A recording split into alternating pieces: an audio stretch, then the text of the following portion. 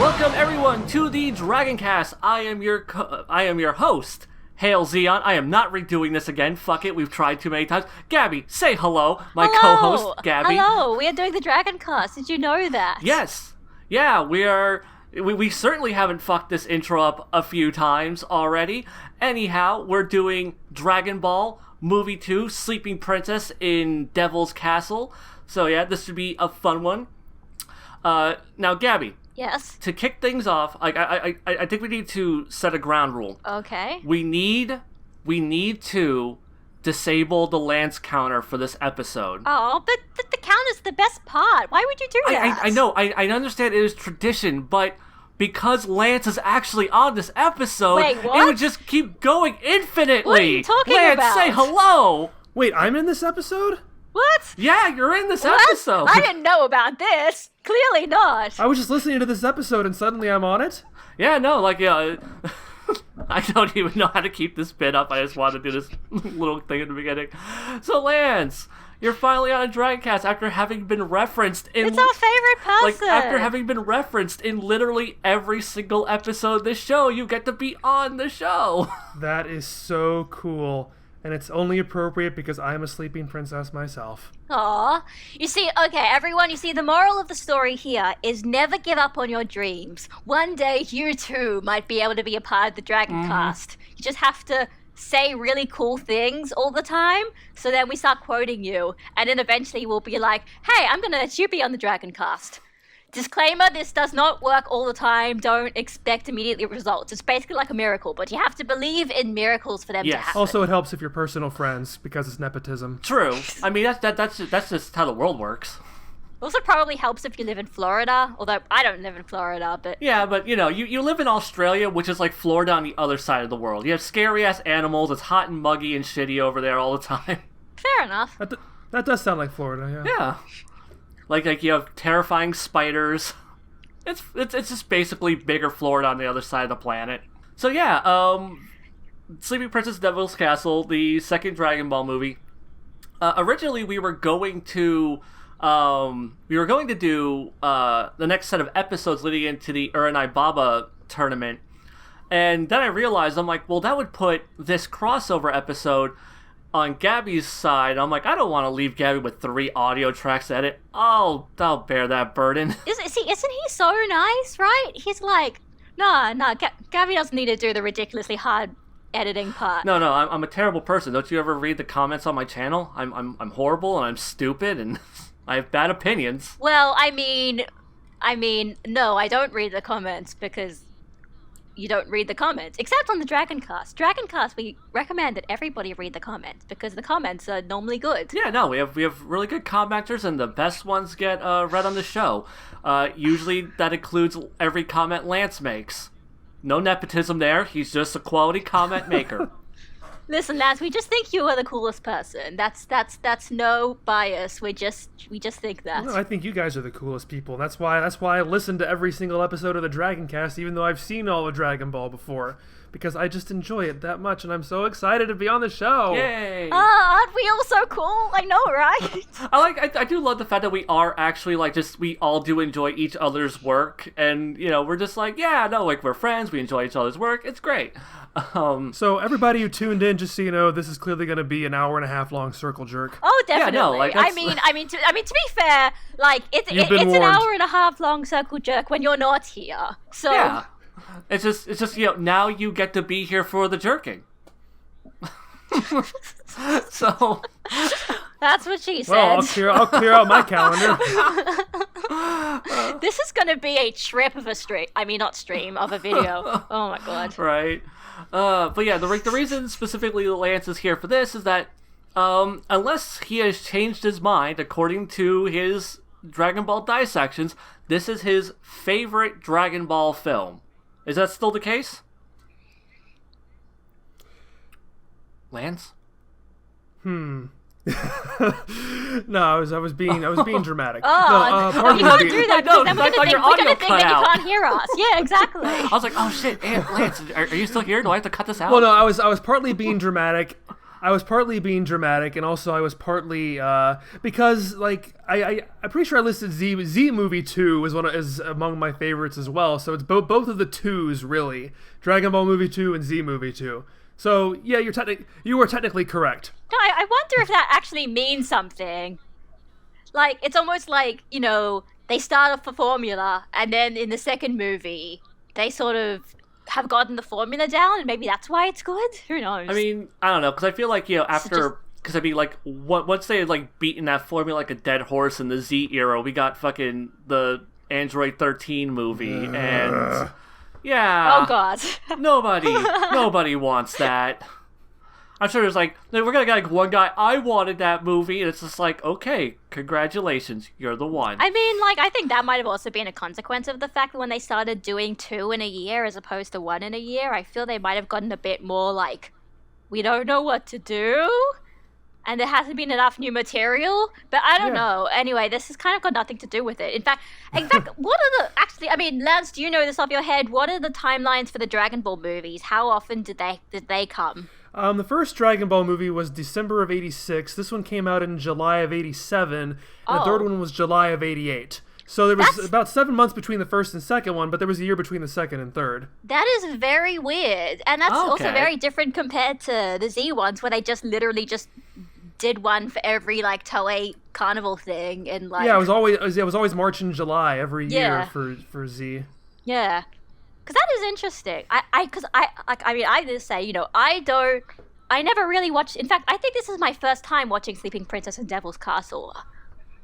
Yeah, I was gonna ask you if you had ever seen it before, because I wasn't sure. Because it's only featured, like the only way you could legally watch it is on having to buy a separate slim pack, which is like $20 and like isn't really sold anywhere because it's this really random obscure DVD.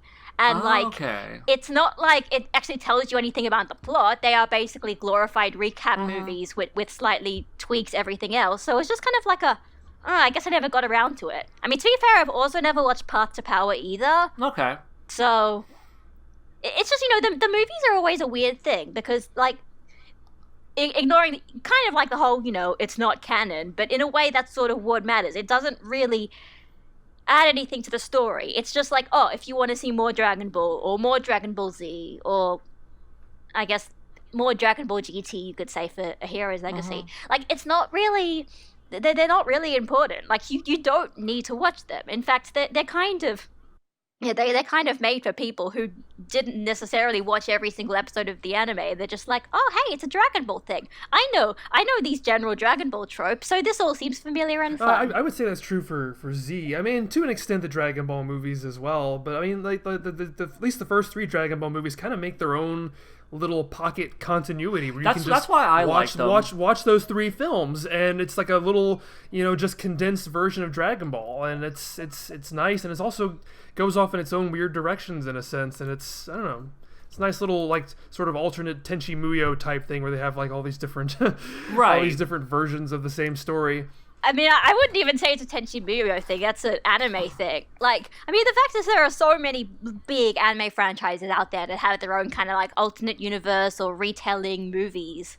Like, that's such a big common anime trope thing. There's like compilation films, but like just completely like retelling a story and like reanimating it, reordering, like restructuring plot beat stuff. There's stuff like that. But it's not that common. Like, I mean, there's like the Fist of the North Star movie did that, but a lot of these retelling films are just compilation films where they just take the footage from the show and then recompile it, maybe toss in like 5 minutes of new footage to like make the transition work more. And also add extra fan service. Yeah.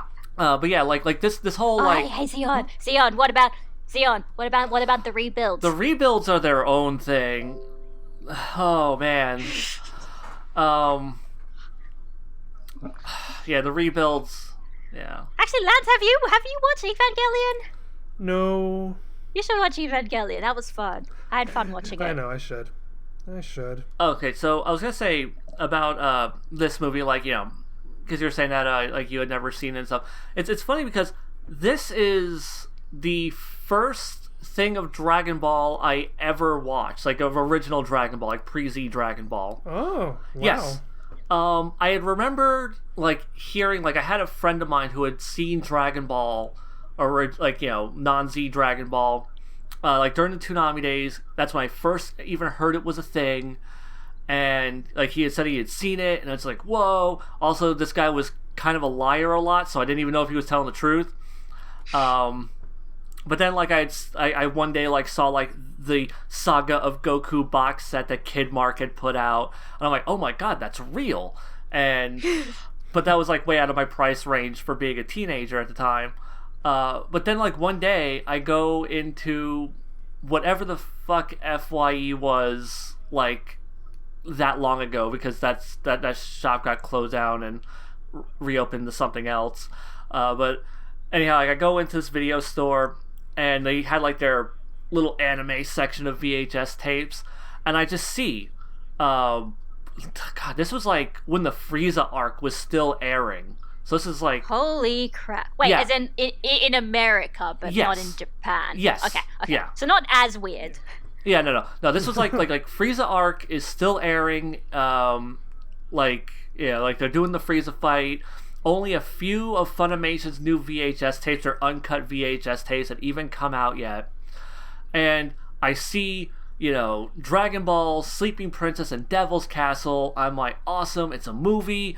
I had seen the first 3 Z films by this point, and I'm like, oh my god, I can finally experience original Dragon Ball. And I bought it, and I thought this movie was super dope. I still have like a fondness for it. I don't really hold it in high of regards as I used to, but I definitely still do enjoy the film. But yeah, no, like it was super cool, because I was like my first time actually watching uncut Dragon Ball, and also my first time just watching like original Dragon Ball.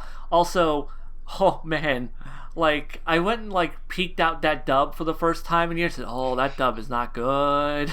I mean, I was gonna say, I thought, but one thing I knew, isn't it like the dub of Sleeping Princess Devil's Castle is like where a lot of the first, like, who are now like the big Funimation names in Dragon Ball. Yeah, it was started. their test. It was their test project. Mm-hmm. Yeah, like I know, like this Chris is what they Sabat did. started as Yamcha, which I think was actually kind of amazing. Like Chris Sabat started as his first role was playing Yamcha in Sleeping Princess Devil's Castle. Everyone obviously associates him with Piccolo and Vegeta, and it's like, oh, Yamcha's just, he's also there, I guess. But you know, Yamcha was his first role. Mm-hmm. He is Yamcha, technically. That's where Tiffany Vollmer came in. A lot like the one that like didn't stick around, oddly enough, was the voice for Goku. Lance, you're a human IMDb. Wait. No, it was. What? Tiffany Vollmer wasn't in this. She wasn't? Then I'm completely misremembering it then. It was a different actress. Oh wow, for her, okay. too. Let's go. I'm googling this now. Okay, cool. Yeah, because I peeked out the dub. What was it? When I was doing my rewatch before Broly came out, I like peeked the dub for like a minute and went, "Ooh, that's okay, I'm good," and I backed back out of it. And then like I jumped back in like around like one of Yamcha's lines and went, "Nope, I'm good. Sabat, you need like 5 more years before you're like listenable." Well, it's funny because since we're all talking about how we first encountered this movie, because I kind of had a similar thing with you. Although as to you, I had a friend too who told me about Dragon Ball. He'd seen it before, and I got on Funimation's website and found their store, and I ordered all of their VHS tapes of Dragon Ball that they put out. So I'd seen the first movie, and I'd seen all 13 episodes across those, I think, 6 VHS tapes. And I can't recall. I'm pretty sure I saw this before I saw season 3, but it might have been slightly afterwards. I don't know. But just like you, it was definitely the first uncut Dragon Ball I'd ever seen before. I remember.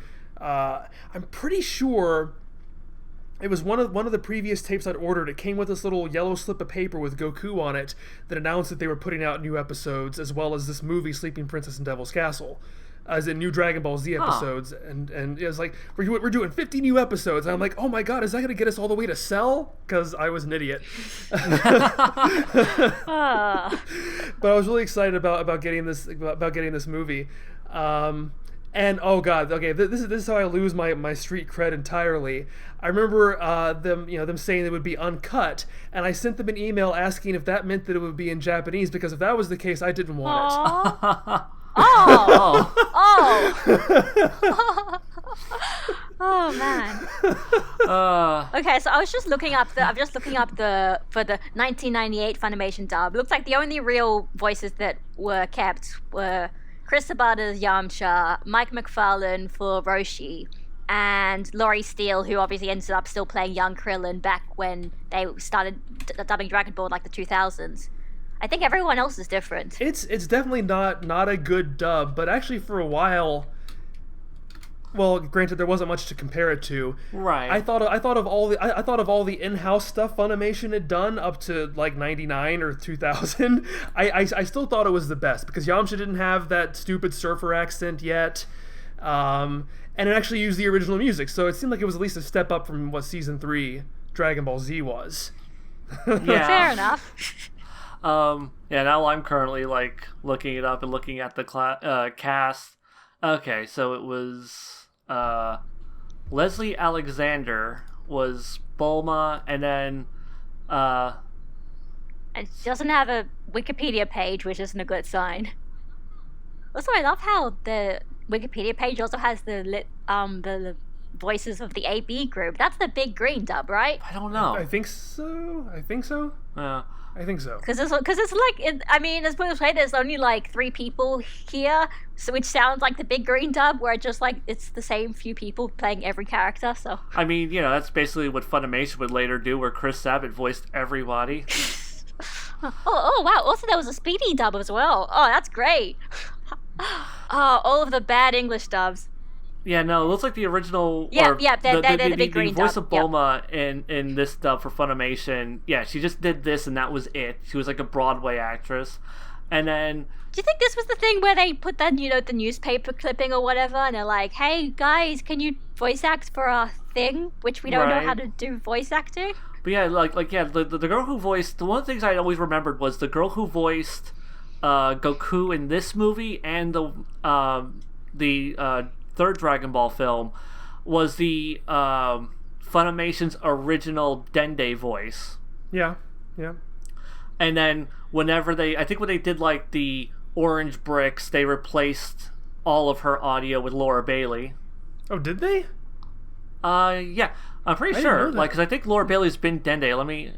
Yeah, in fact, it says right here, like Stephanie Nadolny replaced her as the voice of Kid Goku in Dragon Ball, and Laura Bailey later replaced her as the voice of Kid Dende in the remastered dub of Dragon Ball Z. Huh.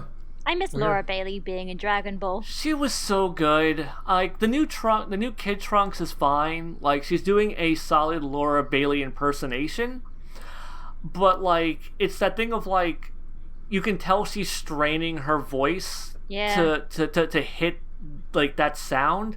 Where for Laura Bailey, she sounded way more natural. And yeah, it's just like every so often, just her, like, I think it's Alexis Tipton is currently doing Trunks. I think that's it.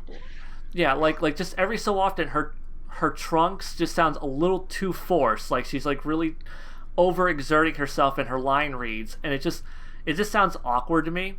Not bad, but just, it's kind of like the same issue I had, what was it, like when Pokemon redid all their cast, and like you had a whole bunch of people trying to sound like the original cast of Pokemon, and it's just like, no, stop, you're not Ash Ketchum, just try to do a different voice because you're not doing this one well. It's like, I sort of get it that obviously you assume that kids are going to be like, why are the voices different now? This is terrible, this is not the same thing that I grew up with. But yeah, I feel like sometimes these things would be so much better if they're like, okay, no, do your own take on it. Don't try to mimic the voice actors. Do your own take. Yeah, that's what I prefer. Also, I'm going to say, as a kid, I must have been, like, really dumb because I never picked up on, I never picked up on, like, voice actor changes when it would happen as a kid.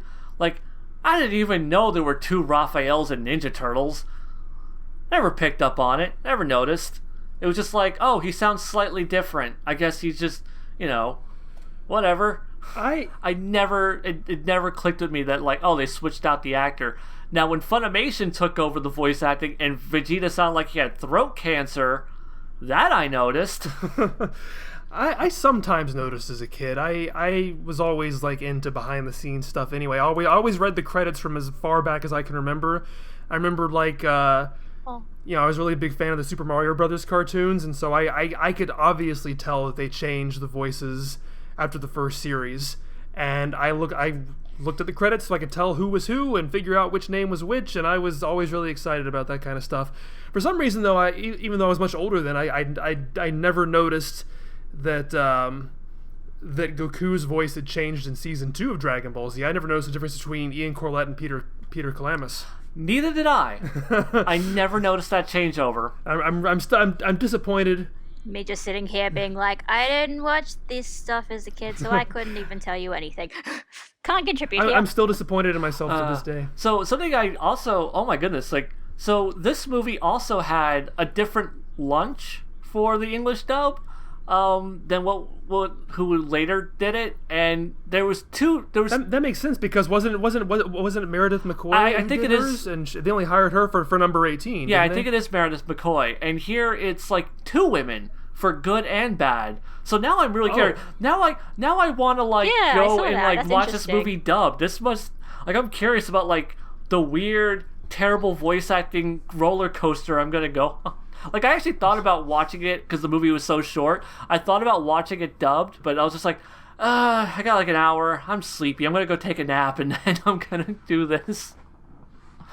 So, yeah, I didn't get a chance to watch it dubbed. But, yeah, like looking through this list, I'm like, man, now I kind of want to check this out in English. Also, man, Mike McFarlane voiced a lot of people. I mean, the thing I'm finding interesting is, Good Lunch in this dub was voiced by Monica Antonelli, who it turns out she was doing Puar and Chaozu for until 2008 apparently, and she was the librarian, because I've heard that analogy before. I heard that saying one of the people was a librarian, and Sean Chemmel was a tuba player, and all that other stuff, where it's they're just getting people who never really did voice acting before. So hey, that's fun. I'm filling in the blanks there. Also, this same woman was Kid Chi-Chi in a single episode of Dragon Ball Z. Well, as long as we're on the dub, this is something that I actually did really like about it, that even though I haven't watched the dub of it in many years, I still remember this.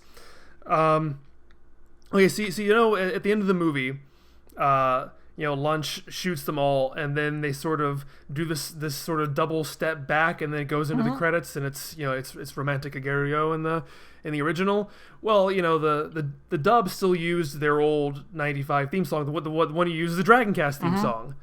Yeah. Oh, that one. Yeah. And somehow by this wonderful coincidence, those first 2 beats, or the first 3 beats, the dun dun dun, times perfectly with their step backs, the steps backward they make, and it fits cool. Perfectly, and that's where they placed it, and it actually works a little bit better than Romantic Aguerryo, just in that one moment. That's actually pretty neat. That's cool. I obviously have a fondness for that old Dragon Ball theme song, which is why I keep. Yeah, which is too. Which is why I use it as the Dragon Cast intro. It's really catchy. It's a really fun theme song. And seriously, you got to find that Dragon Ball. Don't stop until you got them all. Yeah. Goku, he's gonna show you. Is he gonna help you find the way? Yeah. Yeah, I think it is. He and his friends are gonna save the day. Wait, okay, this is completely off topic, but wasn't the one where they called Goku Zero, and it said Zero? Yes. Wait, Zero is our hero. That was the different one. Okay, good. Yeah, I'm getting confused Harmony with Gold. very obscure Dragon Ball dubs that I've never watched. Yeah, no, Harmony Gold is the future we almost had, which, if you think Funimation is bad, talk to Macross fans about how fucked they've been for the last 30 years. Well, see, apparently what happened with that song is that when Funimation got the rights, they did a test dub of movie 1, and they continued to use Harmony Gold's names. And so what? So yeah, so it's yeah. So when they first used that song, that's why it was Zero. He's our hero. Then they changed their mind for some reason. Okay. Yep. Wow, I did not know that. I learned that recently. I love you I learned guys. that on Twitter. Just saying, we're just like, we're just randomly, just having random conversations. We have like unearthed every single slight minor detail about this dub just by like all three of us thinking it once and using Google. Right. No, like it's fun because it's just like I literally just like I was just like, yeah, no, because I knew when we got to this movie I was gonna bring up the factoid of this was like the very first like piece of Dragon Ball of OG Dragon Ball I ever saw, and kind of like throw out this little nostalgic memory. And then it turned into, let's just talk about Dragon Ball dubs for the next 30 minutes, and we haven't even actually talked about this movie, and we're 30 minutes in. It's fun. Well, I just have to say... It's okay. Like, I think this is all interesting. This is all really it's interesting great stuff. I was going to say, it was so... I can't recall who posted. I think it might have been Tanuki Kuribo, maybe, who had gotten... I think it was. He got his hands on the screener copy. And then it got lost surreal. in the mail. Oh, I didn't know that. But it was so surreal hearing the ocean voices saying like Zadaki and Zero and all that stuff, because I had no idea that they'd actually considered using those names. And then he tried to send it to somebody to get it like properly digitized, and it got lost in the mail. Oh, that is the most tragic story ever. That's horrible. How did he have the clips that he did post? I think he used his stuff, but he doesn't have like proper things to like properly restore it, so he sent it to someone else, and then it got lost in the mail. I didn't know that. Anyway, shout outs to Joe. Oh. Thanks for all that random stuff that you go around and find, and your bad puns. That's just tragic. Now we've talked about this downer of like losing a piece of Dragon Ball bad dub history. Sleeping Princess and Devil's Castle. It is a Dragon Ball movie. It most certainly is, and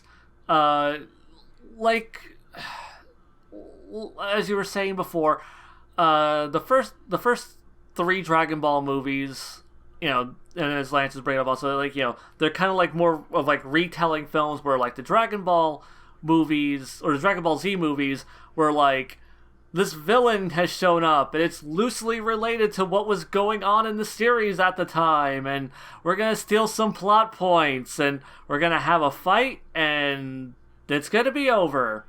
And there's a Kamehameha in it somewhere, or, right? Or a Genkidama, or a... Well, that's Z, but... Yeah, well, that's what I was talking about, like the Z films, where it's... Yeah, but yeah, no, like this one, though, it's like, it's a retelling. This one is very different from the last retelling one we watched, though, because, the first one, Legend of Shenlong, is, it tries to, like, hyper-condense, like, the entire Pilaf arc, while also like removing Pilaf and replacing him with like a new antagonist, and they add this little girl in, and really the movie is about her and not about our characters, and they just kind of got oddly like tacked into someone else's movie. Like, it really felt like someone like wrote a script about this character, this little girl Pansy, and then someone at Toei went, oh, that's cool. Oh, oops, I spilled some Dragon Ball characters in it. I guess it's a Dragon Ball movie now.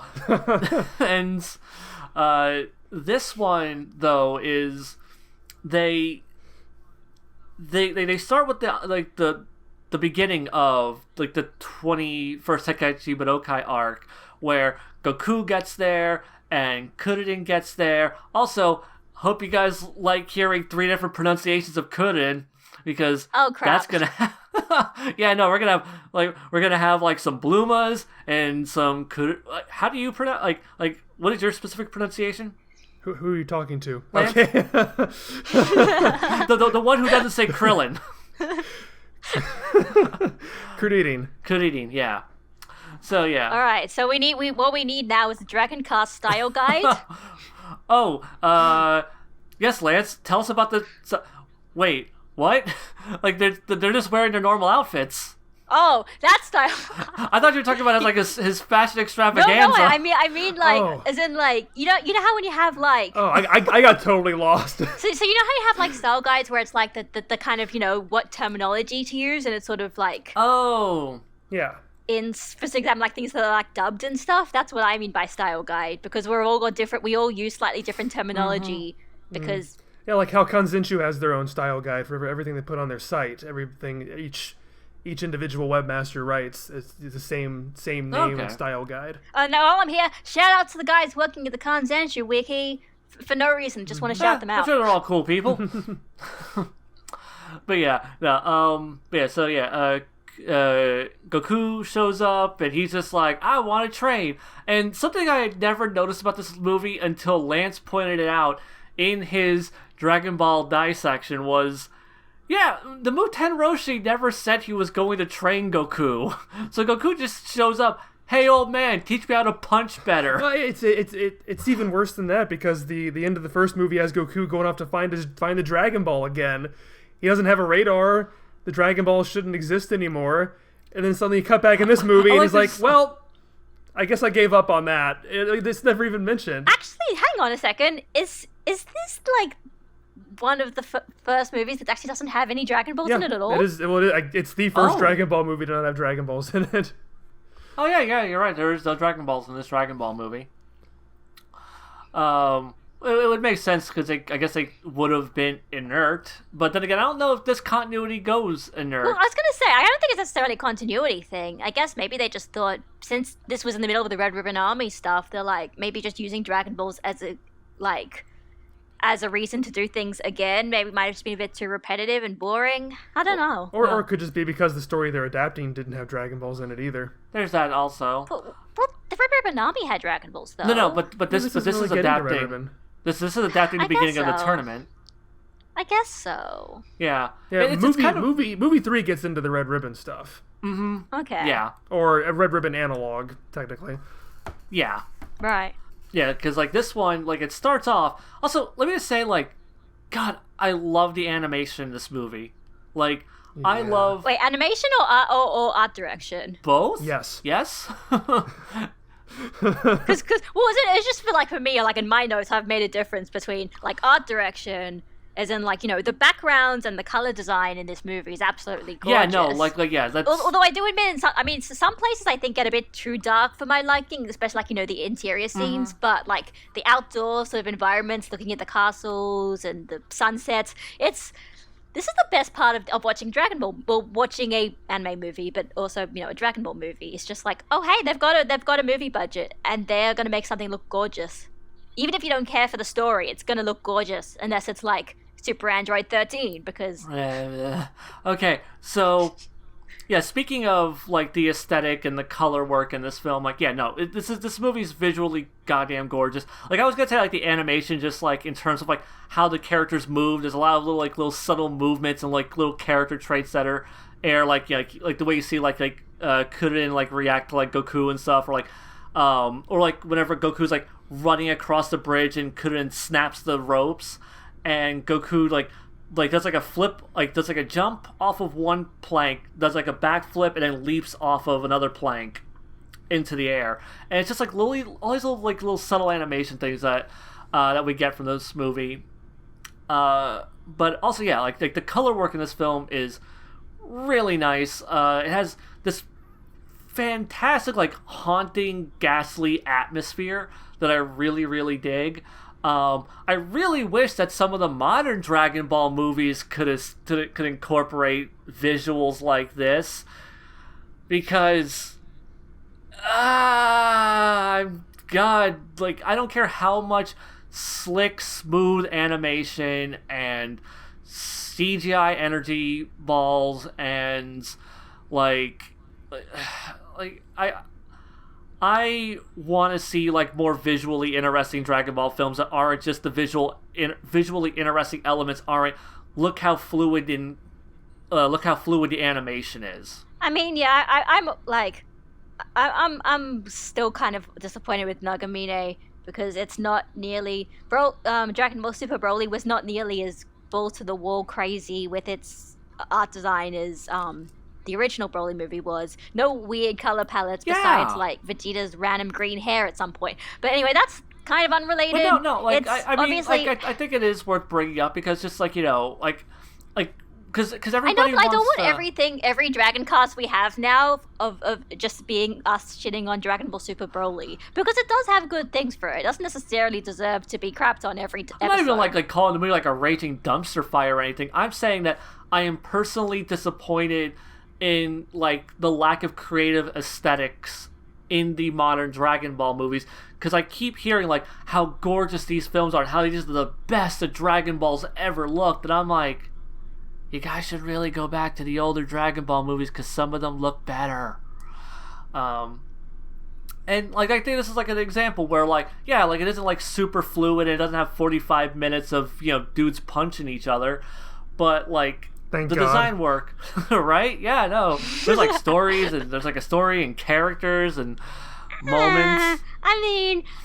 I think I'd say calling it a story with characters is a little bit of an overreaching, but Really?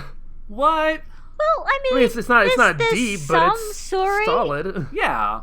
There's some story, but it's not really like. It's an adventure story. Mind-blowing. They well, yeah. Like, I'm not asking for Dragon Ball movies to be like Christopher Nolan tier like epics or anything. Like I just want like you know, the movies to have like more of a sense of adventure, like have more of a sense of a story. Because like one of my biggest gripes with like the Z movies, when we get to those, is gonna be like, I'm a bad guy, I showed up, we're gonna fuck around for a bit, oh, here's the big final fight. I mean, it's funny you say it like that, because I still think that while Sleeping Princess and Devil's Castle is definitely better than the Z movies, I think it does still also fall into the...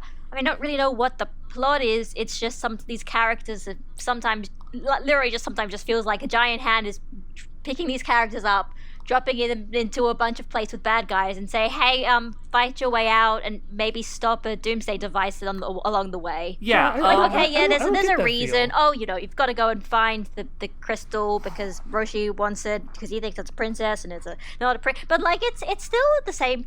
I think when you really boil it down, it's not that like a massive improvement over the Z movies. I think it's still a very similar vein. And there were times where I was watching the movie and I'm just like, yep, this did not really need to happen at all. These characters, I don't know why they're here. They just showed up in the plot. Okay, I actually am going to side with Gabby on that, because there is a lot of contrivance to make this film's narrative work.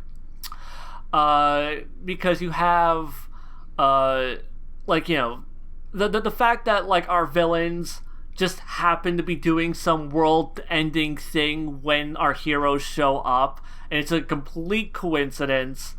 Oh yeah, I mentioned that in my video, and I also feel that Lunch really has no reason to be in this movie. Yeah. Lunch Okay, yeah, offers nothing. I Other was than the fact noticing that that she as was well. there in Dragon Ball. Other than becoming the prize at the end, which is kind of skeevy, but you know. Ooh. Something Did skeevy someone involving say the Muten trophy Roshi? wife? What? I was gonna say, did someone say trophy wife? It's like, well, you didn't get the Sleeping Princess, but here's your nice consolation prize. Which I'm really disappointed about, because continuing my discussions from last Dragon Cast, God, I wish that they, like, Evil Lunch could have actually kicked ass and done things while kicking ass as Evil Lunch, because God, this is a character right there. She's just right there. She's got guns, she's got a personality. Like, this is like the one time where she was like actively involved in like the crazy shit that's happening. And like, I feel like these demons aren't bulletproof. I feel like she could have just shot them to death. Yeah, maybe. I mean, I don't think she tried to shoot any of them. Yeah, no, it is a little weird. Like Kita said, Lunch is very tacked on. Bulma and Yamcha just kind of like showing up at Kame House, and then being like, oh, well, they went west. Look, well, we're gonna go that way, and then they just all end up in the same place. Exactly. Which is also weird, going back to what we said before, since Goku never said he was going to train with him in the first place. How did they know he was there? Right? Also, speaking of interesting continuity, so they say that, it's like summer break now, so we've just come to visit Goku. So, hang on, how long has it been then? So it's been at least a few months since the first movie, inverted commas, continuity ended. So then what was Goku doing that whole time? Because clearly it acted like he'd just arrived at Roshi's place. So was he just, like, doing other stuff in between. Looking for the Dragon Balls without a radar. Yeah, looking for the Dragon Balls on the radar, and then a few months later he shows up at Roshi, and that's when the other guys will be like, hey, what happened to Goku? Let's say hi. And how would they know? But if he... how would they even know that he's there? And Kame Sennin's had time to rebuild his house. Yep. Yeah. No. Oh god, I didn't even think about that. Shit. But still, overall, I think it's a fluffy narrative, but it's solid. It's, you have an adventure to go on, you go on it. A different, larger plot is revealed along the way, and even one character has a character arc to go on. Yay! Can we talk about Krillin? Yes. Krillin's the best. Yeah, no, I love he him. is just so good in this movie. Yes, he's just great. Every moment with him is so great. Even like when he's like being like a little shit and like tripping Goku at the beginning of the race. I like how they that whole montage. That whole montage. Yeah, is just the fantastic. montage is fucking it's very great. cute. Yes, and like I mean, so some parts are almost a bit too comedic, where it was like. And then Krillin just takes a bus. Yeah, no, I love that. See, Well, like I love. but there are buses. Like I love what was it? Because they reuse a couple of gags from when they were competing against each other in the proper continuity, and so like you have like Goku like outswims him, and then. Kuririn just comes blasting past him because there's a shark chasing him. And, like, that's, like, a great use of that gag. Like I said, I brought it before. I love when he cuts the rope bridge, even though that was done in the manga and anime before.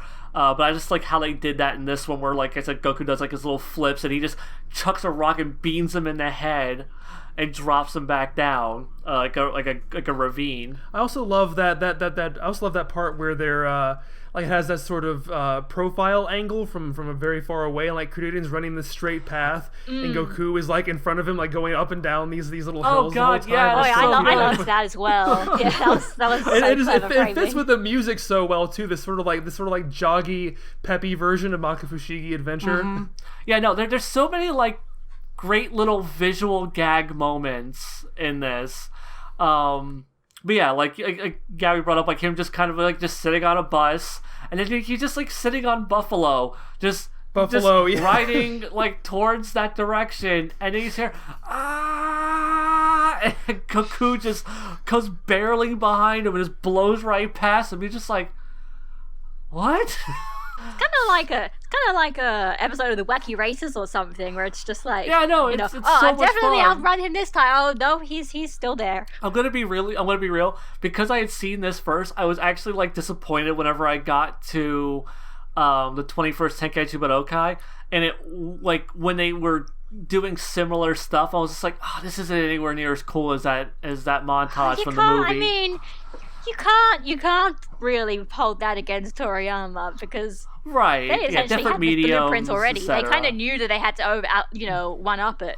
Yeah, no, it. Well, okay, I do recall having this reaction because I loved the musical theme for Kuririn in this movie. The da ba ba da da da da da. Oh yeah. It's just so cute, and so I saw this long before, years, because I only saw a lot of animated Dragon Ball about 5 years ago.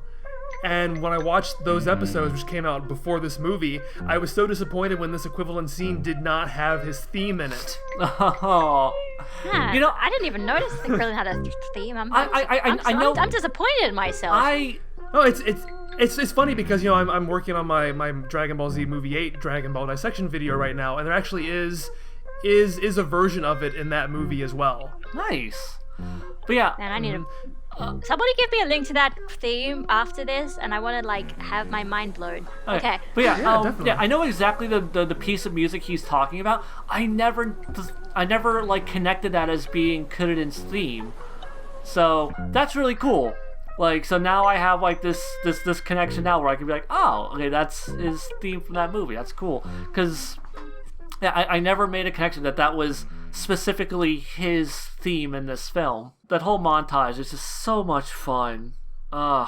There's so many great visual gags in this film. I like later on, I love the part where like they're running down like the tunnel entrance and like creating like gets clotheslined by this statue arm and he just jumps up and starts whacking it over and over again.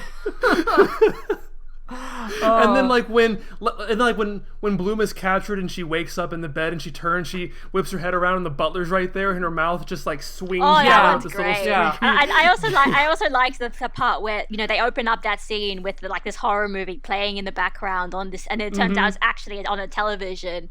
And then when Boba wakes up and sees the guy, he basically looks like a character from the horror movie. So it's like, now you understand why she's so surprised, basically. Well, and also like the gag in the movie is like the butler character sees this monster and freaks out, then it cuts to the shot of the monster seeing like the deformed looking butler and the monster freaks out at seeing him. It was like this movie, like I said, this movie is full of so many great little visual gag moments.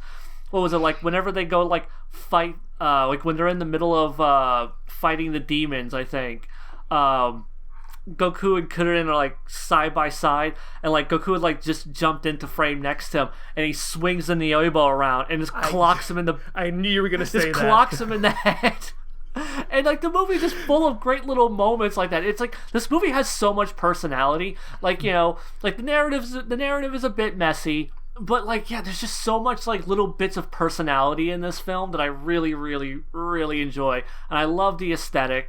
Like the friggin' beginning of this movie, where like it's this red sketchbook like aesthetic, and it's just like this horror movie looking vibe to it, and it's just drenched in atmosphere, and it's so good. It's like nightmare fuel. I love it, and I feel like we don't get like an aesthetic like that again until. Was it like the first Z film? Yeah. Yeah, we get like Z1. Yeah, we get that in the first Z film. I don't think we ever get it again after that. I mean, like I said, I think Broly 1's got some pretty interesting. Oh yeah, no, it does. Aesthetics to it. Yeah, no, especially with the got some stuff different, the weird color palettes it always goes into. Mm-hmm. I definitely agree there. I feel like movie 9. I feel like there's something interesting with the color palette as well, in that like everyone's hair is slightly kind of dark bluish, and it just does make it stand out compared to everybody else's ones, at least. But yeah, I would say aesthetically, like movie 9 is my favorite aesthetically, which is why it was my favorite overall for a really long time until I just did my rewatch before Broly, and I bumped movie 13 right above it. Because I think movie 13 has a lot of atmosphere, really great color design, really, really good aesthetics, and the story and the character beats are really good in that movie, which is something you can't say for most Dragon Ball movies. What, a Dragon Ball movie with a story? What? Yeah.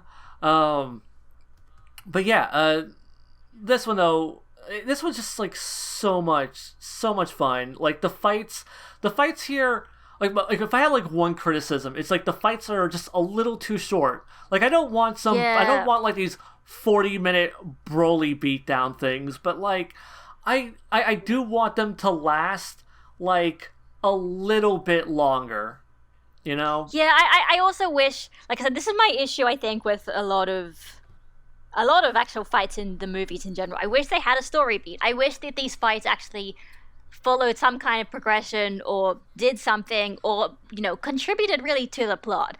Like, I think, the big, the big fight really is just Goku and Krillin fighting this big demon guy with a, robe shawl thing. And okay, it's kind of cool, the guy can make his shawl thing extend and move around and whatnot, and then he can also fly at one point with magical demon fire, and that's kind of cool, but but he has a design and an ability, but he sort of doesn't really do anything. It's just he's just there as a character with a unique ability for them to fight, but I don't even know why they're fighting them in the first place. I guess it's just because they're just there. They're intruders. Yeah, they're intruders, so it's just they're fighting him. But I don't actually, he doesn't have a name or anything. I don't even remember what happens to him at the end. It's just that was neat, I guess, but it doesn't I don't know what the point of it is. He got eaten by like the water monster that tried to eat Kudin. Oh yeah, that's what happened. Yeah. I do like that because I agree because I agree he doesn't have a character at all, but I do love that how that running gag came back because it was hilariously set up too, where it's like he saves, like, Krilling's falling into the water and the giant mouth comes up and then Goku grabs him and throws him down on Kingtone and he just falls straight through and then he repeats the same gag again. I actually like the resolution of it. I think that's a beat, but maybe it's just because, like, you know, that's essentially technically the second time that they sort of fought them. It's sort of like, you know, it kind of splits up a bit into, like, they fight him in the corridors and then, like, Krillin runs away and then they're on Kington, and that's kind of like it feels like a different scenario there. So it's kind of like that point it feels sort of self-fulfilled, but like the stuff before that is kind of, I don't know. This is just like the random feelings I was having when I was watching it. Maybe this isn't actually true, but it was just like, it's fine, I guess. I just wish Dragon Ball movies in general were actually plotted where you're like, okay, I know why this guy is fighting this guy, because this is going to make the plot progress. Me... Did you know that guy actually has a name? Oh. Yeah, exactly. Yeah. He does. It's just never said in the movie. Yeah, I was about to say, like, because I know you've said his name before in your Dragon Ball dissection. I was like, that guy has a name? And I was looking for it in this movie, and they never fucking say it. Yeah, his name is Gastel, which is supposed to be a pun on the term gas table. What? Which is like just the most random thing. Yeah. Great. I'm going to add that to our super hard Dragon Ball trivia. Yeah, no, coming like... to a pub near you. It's so weird because it has nothing to do with like the theme of the film. You know, it's like everything else is sort of demon or demonic related. He's a gas burner. He's a kitchen appliance. He cooks fish. Is that what a gas... Maybe he's actually a member of the Pride Troopers of Universe 11. Oh yeah, right. I forgot I was the only person here who actually likes Jiren. What's it called? Oh yeah, I was gonna say, yeah, considering that, like, the main bad guy's name is Lucifer, yeah, I think it was pretty obvious what the theme question mark was supposed to be. I don't know. Like, is there like a theme? Like, okay. Well, wait. Hear me out here. Okay. Hear me out. Okay. So Lucifer literally means light bringer in Latin. Oh, jeez. And doesn't a gas burner provide light? There we go. There's the connection. You know, if that actually is the connection, then I'd have to give Toei major props. But somehow I don't think they know English well enough to do that. Lance out here with his fourth dimensional thinking figured it out. Well, I was gonna say, like, because when you first said Gaston, no, that would make sense because it's all about the sun, right? You know, they want to blow up the sun, and the sun provides light. Balls of fire, and gas tables. Maybe that's why the movie is so dark. The movie's so color palette's so dark because it's all about light and darkness. There we go. We made a theme for the movie. But yeah, I was gonna say, like, when Lance first said Gastel, I was just like, oh, okay, it's like a pun on ghastly or something. That's what I thought too. Yeah. That's what I thought too. But nope. Gas table of all fucking things. Okay. But yeah, no, like I do find Gastel to be like he's kind of a fun design. He's got some fun powers. You know, he's just like generic, like, grunt, like, you know, second in command villain thing for them to overcome. Completely devoid of personality. But like I said, like, I do like his design. No. He has one personality moment or one personality trait. Only one. But it was a cute little gag moment where he thinks that Goku is calling him the sleeping princess. Oh, and two times he goes, but I'm not the sleeping princess. He goes, I didn't say you were. And he goes, but I'm not. Yeah. That's his only character trait. Is he just dumb? I don't... Actually, speaking of, like, random, I don't know, just random, like, sort of setups and payoffs and whatever, I just wanted to mention, you know, that little, like, ghost demon thing that keeps, like, latching on to Goku? He is so Dragon Quest. He really? is. Because I was thinking he was like Salacious Crumb from Return of the Jedi, but that works too. I mean, because like that was like a random sort of thing where I actually did appreciate it because when they first kept putting up that gag, I was like, what does this mean? Why is this just because it's cute? Like, is this supposed to be funny? Is it supposed to be whatever? But then it turns out it's actually a foreshadowing because him just randomly latching onto Goku means that at one point he latches onto Goku's tail, and that's what, removes his strength, and that's what allows him to be captured, and it's also what allows Krillin to figure out that that's his weak point. Yeah, I was gonna say, so, man, Goku getting his ass beaten after that little bastard bites his tail, that's like, that's actually like they shoot it in a way that really makes it seem like really kind of like just visceral, because it's just like a lot of crunching, pounding sound effects, Goku's beaten hand like twitching, trying to reach out, and then it cuts between that and Kuririn looking at it, and Kuririn like trying to like look away because he just can't deal with the brutality of it, and I'm like, damn. which it's really cool too, because I think in a way that sort of gives him a clearer shift in his arc than the series does, where it just sort of like they become closer over 8 months. Here, that really feels like that is the defining moment where he realizes, because again, like once they wake up and close in the block of whatever they're in, like Kuririn even flashes back to that scene where Goku has the gem and then hands it over to save Kuririn, and he realizes what a little shit he's been. Yeah. And like I also like another little character moment, like when they first get to the castle, Kuririn's like climbing, and like he loses his grip, like the thing breaks, and he goes to fall, and Goku catches him, and you see the expression on Kuririn's face, like, he just helped me, and like, and I feel like that's like the first little hint, and then we get that moment where like, Goku is now getting the shit kicked out of him because he was trying to protect Kuririn, and Kuririn just like having that realization, and his changeover to being friends with Goku. I think there's one point where he basically Krillin just being a massive tsundere, being like, you helped me, but don't expect that means I'm going to give you any favors. And I'm like, yep, that's this sort of that's where the saga's going. I at least understand that. I can see where Krillin's going to change. That being said, where does the whole Uzaru thing tie into that? It doesn't. Yeah. Wait. Before we move on to that, while we're still kind of in the realm of that little demon guy thing, the little guy who bites his tail, did anybody else think that he sounded just like Arale? Oh, I didn't really think about it. But I like the sort of walk kind of thing, and it sounded just like her. And since Koyama Mami plays Lunch, that would make sense. I'm fairly certain they got her to voice that little guy. Do you think it was just a Dr. Slump reference after all? These madmen. Well, it's sort of like how they got like Yamcha and Tenshinhan to play Saibai Men in those episodes. Wait, they did? Huh? Yeah. I don't know much about Z casting. Yeah. That's cool. You can tell me that later as well. Give me your knowledge, Lan Senpai. But so talking about Kuririn being like a little tsundere, I love, what was it, like he like calls to Goku, like at the end of the movie, like he calls to Goku, and like Goku turns to him, and he just kind of like blushes, and he's just like, no, never mind, and Goku's like, all right.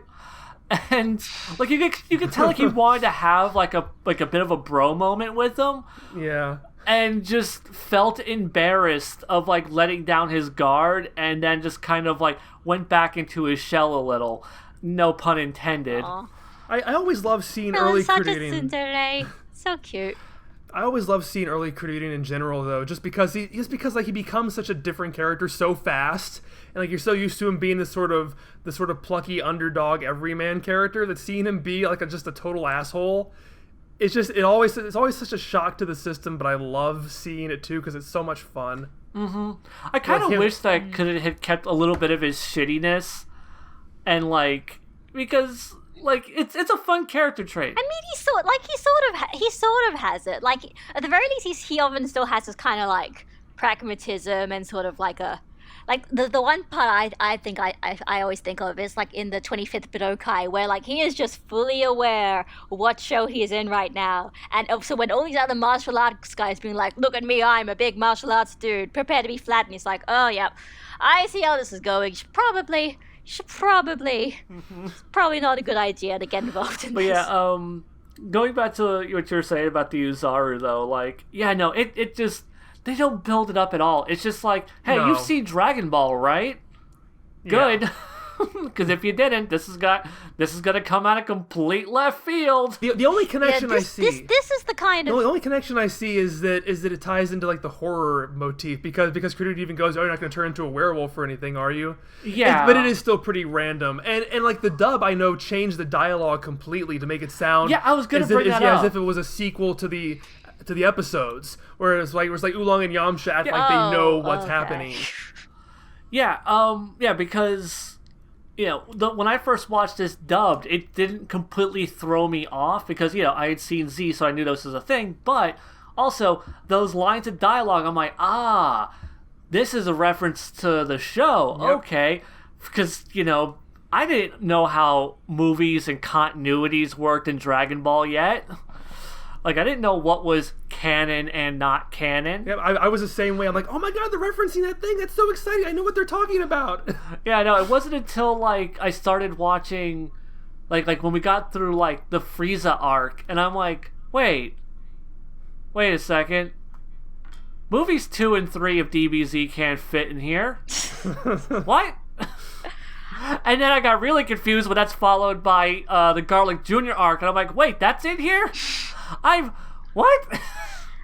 In all honesty, I think moments like this, well, perhaps I guess they might be quite fun for the audience. I think they're also probably one of the biggest hurdles, downfalls, issues with when you have to view these movies as standalone products. I think they're the things that hurt them the most as standalone products because, I mean, oftentimes they kind of often frame whatever the plot point is in basically exactly the same way as the original, regardless of whether or not it fits into the context or not.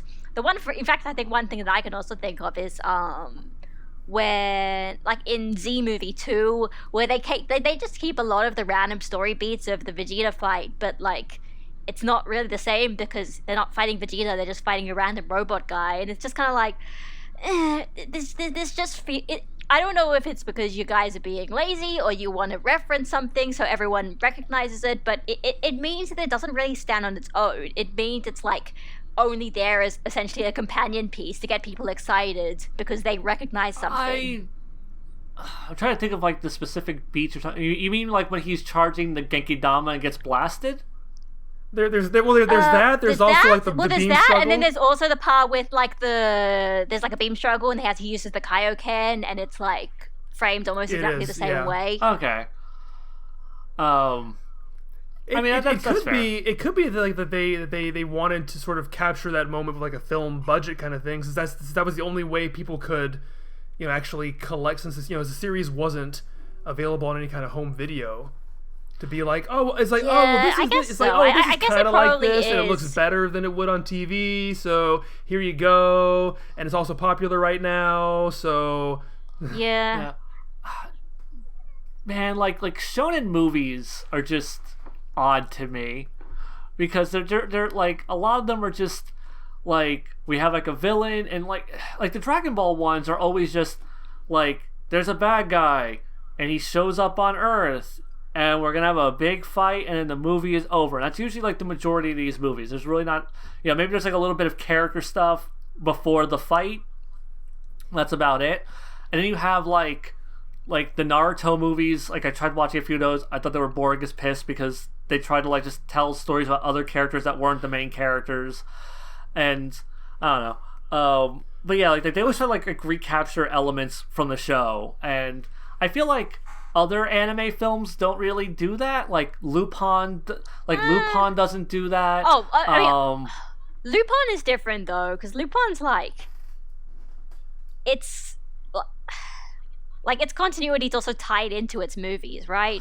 Yeah, it's basically like James Bond. Like, the continuity is whatever. Yeah, or like if it was something like, say, maybe like the Doraemon movies or like those kinds of things. I think, they're a bit different, I think, because it's like, they're in those kinds of movies, the drawing point is the kind of franchise in general, whereas for something like that's in, like, say, something that's based on a Weekly Shonen Jump manga, the drawing point is kind of what is popular in the manga / anime at this specific point in time. Mm-hmm. It's like, it's very it is very tied to its time, which is also why I think that it's sometimes very helpful to watch the movies at around the time of their release date chronologically, because it is basically a snapshot of, hey, we need to regurgitate out more content right now, so we're going to see what is popular right now, what people would want to see right now, and we just basically make those some of the key points and then base a plot around it.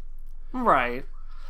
Yeah. Speaking of Naruto, I have a question for you guys. You probably know this better than I do, because I don't know anything about Naruto at all, really. Okay. But it's like everybody talks about this sort of like Naruto run thing, and isn't that kind of like arms outstretched kind of thing? Yeah, like you lean Lance, forward, Lance, you are arms back. such a boomer. Oh my god.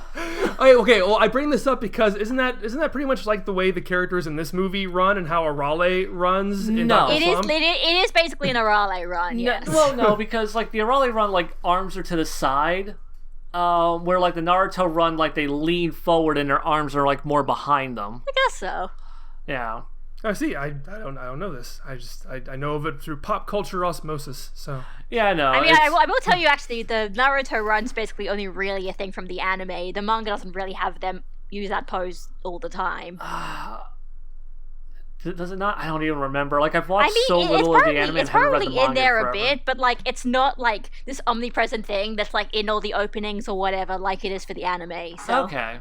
Oh, so I want to talk about another great, because we're talking about like really great little moments and character beats in this film, where you have Oolong, Yamcha, and Puar hiding amongst the demons. Oh, this part was good. That was is just fun. It's so good because like you have like Yamcha's trying to talk to Bulma and they're like, who are you? And just like, oh, blah blah, and like Yamcha's trying to act all cool, and then like Oolong is just like, he's just him, and then just Puar's expression. yeah, that And then- eye bug thing. yeah, it just yeah. they shoot out like 3 feet, 3 feet down. Yeah, it's just just the animation and like very specific. So I was talking about the animation earlier, and like in here, it's just like the animation allows for like all these great little character moments that I feel like, because the series is beholden to the manga a lot, like they don't get to experiment with as much like character expression as this movie does. That one moment is the most interesting Puar ever is, I think. Yeah. I just love when just like the eye pop, and then he transforms back and he's like, oh my god, you transformed back, Oolong, and Yamcha Like, is oh just god, I did it as well. like Yamcha is like standing there like just with his eyes closed, just acting really cool because he doesn't realize Puar isn't on him anymore. So he's also outed. I think what's great about it as well is that like when I like first watched the part where they're like just in disguise in the crowd, I didn't realize that the disguise was because Oolong was transformed and because Puar was also transformed. I thought it could have been like, like a Star Wars thing where like, they found like something that looks like the enemy and they're wearing costumes or whatever. And so then when that happened, I was like, oh yeah, that makes sense, because Oolong and Puar are shapeshifters, but Oolong has a time limit, but Puar doesn't. It was like, oh hey, it's actually using the elements of the character to make something that's happening. Like, Because they're actual skills. Yeah, they could have very easily just had them wear like, suits of armor or, monster costumes. Like they didn't necessarily have to make them disguise themselves by transforming. So I thought that was very clever. I'm gonna be real. I think this very small segment of this movie might be my favorite use of their powers ever. Because I don't care about their and it doesn't transformation really mean abilities. much. I know, but I mean, like, it was so built up in the first freaking arc, and it almost never comes back. And so, because by this point in the series, I mean, in the Red Ribbon arc, I don't think we saw their transformation abilities at all. And in the tournament, we see it in a filler scene. So yeah. You know what? I'm gonna go and add one. I think there is another good use of Puar in a filler episode of Dragon Ball Super, where he pretends to be Beerus, so Goku doesn't realize that the fake moniker is also Beerus. Oh, thank God. I thought you were going to go the moment where he turns into a girl so the Muten Roshi can you had sexually me harass scared. him. You had me scared. What are you doing? Come on, guys. You know me better than that. I was just like, oh no, is Gabby about to low-key defend rape culture in Dragon Ball? And just like that, we got demonetized. Okay, so I had this weird random thought as I was rewatching the movie this morning in preparation for this, because I do my homework. This movie, to me, makes Yamcha and Bluma feel the most Fred and Daphne they ever do. As in, Bulma gets captured? As in, they're driving their mystery machine into this haunted house. When you phrase it like that. And Bluma gets captured, and I always said back in the Red Ribbon arc that Yamcha feels like Fred at that point, driving everybody around and wearing his ascot. And it feels like they're in the flippin' Scooby-Doo right now. Also, I was thinking... I wonder if Scooby-Doo was even big in Japan. Good question. So, I was thinking just now, I'm like... Because something I realized, during this, I was like, it's really kind of lame that, Bulma gets, damsel in distress. And I'm like... That also happened in the second Z movie. Yep. Why did the second movies of these of these movies if we get a second... I mean, no, I could give you a made-up reason... by my own guesses, because the first movie is the plots, the motivations are very close to canon. The second movies, they're just oh crap, we need a motivation. What are we gonna do? Yeah. I don't know. Well, Damsel, the only female member of the cast, because that always works. I mean, damseling people in the movies tends to... Because, when Gohan gets damseled in the first Z movie, Gohan is... Gohan is... Well, Gohan is damseled there just because that was the plot, that was the driving point of the series at that point. Well, because they're too stupid to take a hat off the kid's head. Right? It's just oh man. Oh no, the Dragon Ball's attached to this kid. No, you can take the hat off. Let's take the kid. I mean, I do have to admit, I just love how they did in Dragon Ball Z Abridged, but it's did you try ever think, taking off the hat? I mean, we thought about it, but we thought it fits his Chinese Goku's prince kid. look really well. Actually, a random thing about Bulma, though. This is kind of unrelated. This is just a random thing that was going through my head when I was watching the movie. So, I think what is kind of interesting when you have a story and then you have this cast, and then you basically, especially if it's a male-dominated cast, and you have the one female. Sometimes when they're not necessarily being damseled, I think what sometimes can be quite interesting is when they often kind of use the female character to introduce little elements that's, I guess, a bit more pandering to the female audience, something that girls would probably find a bit more interesting than whatever the boys are doing at the time.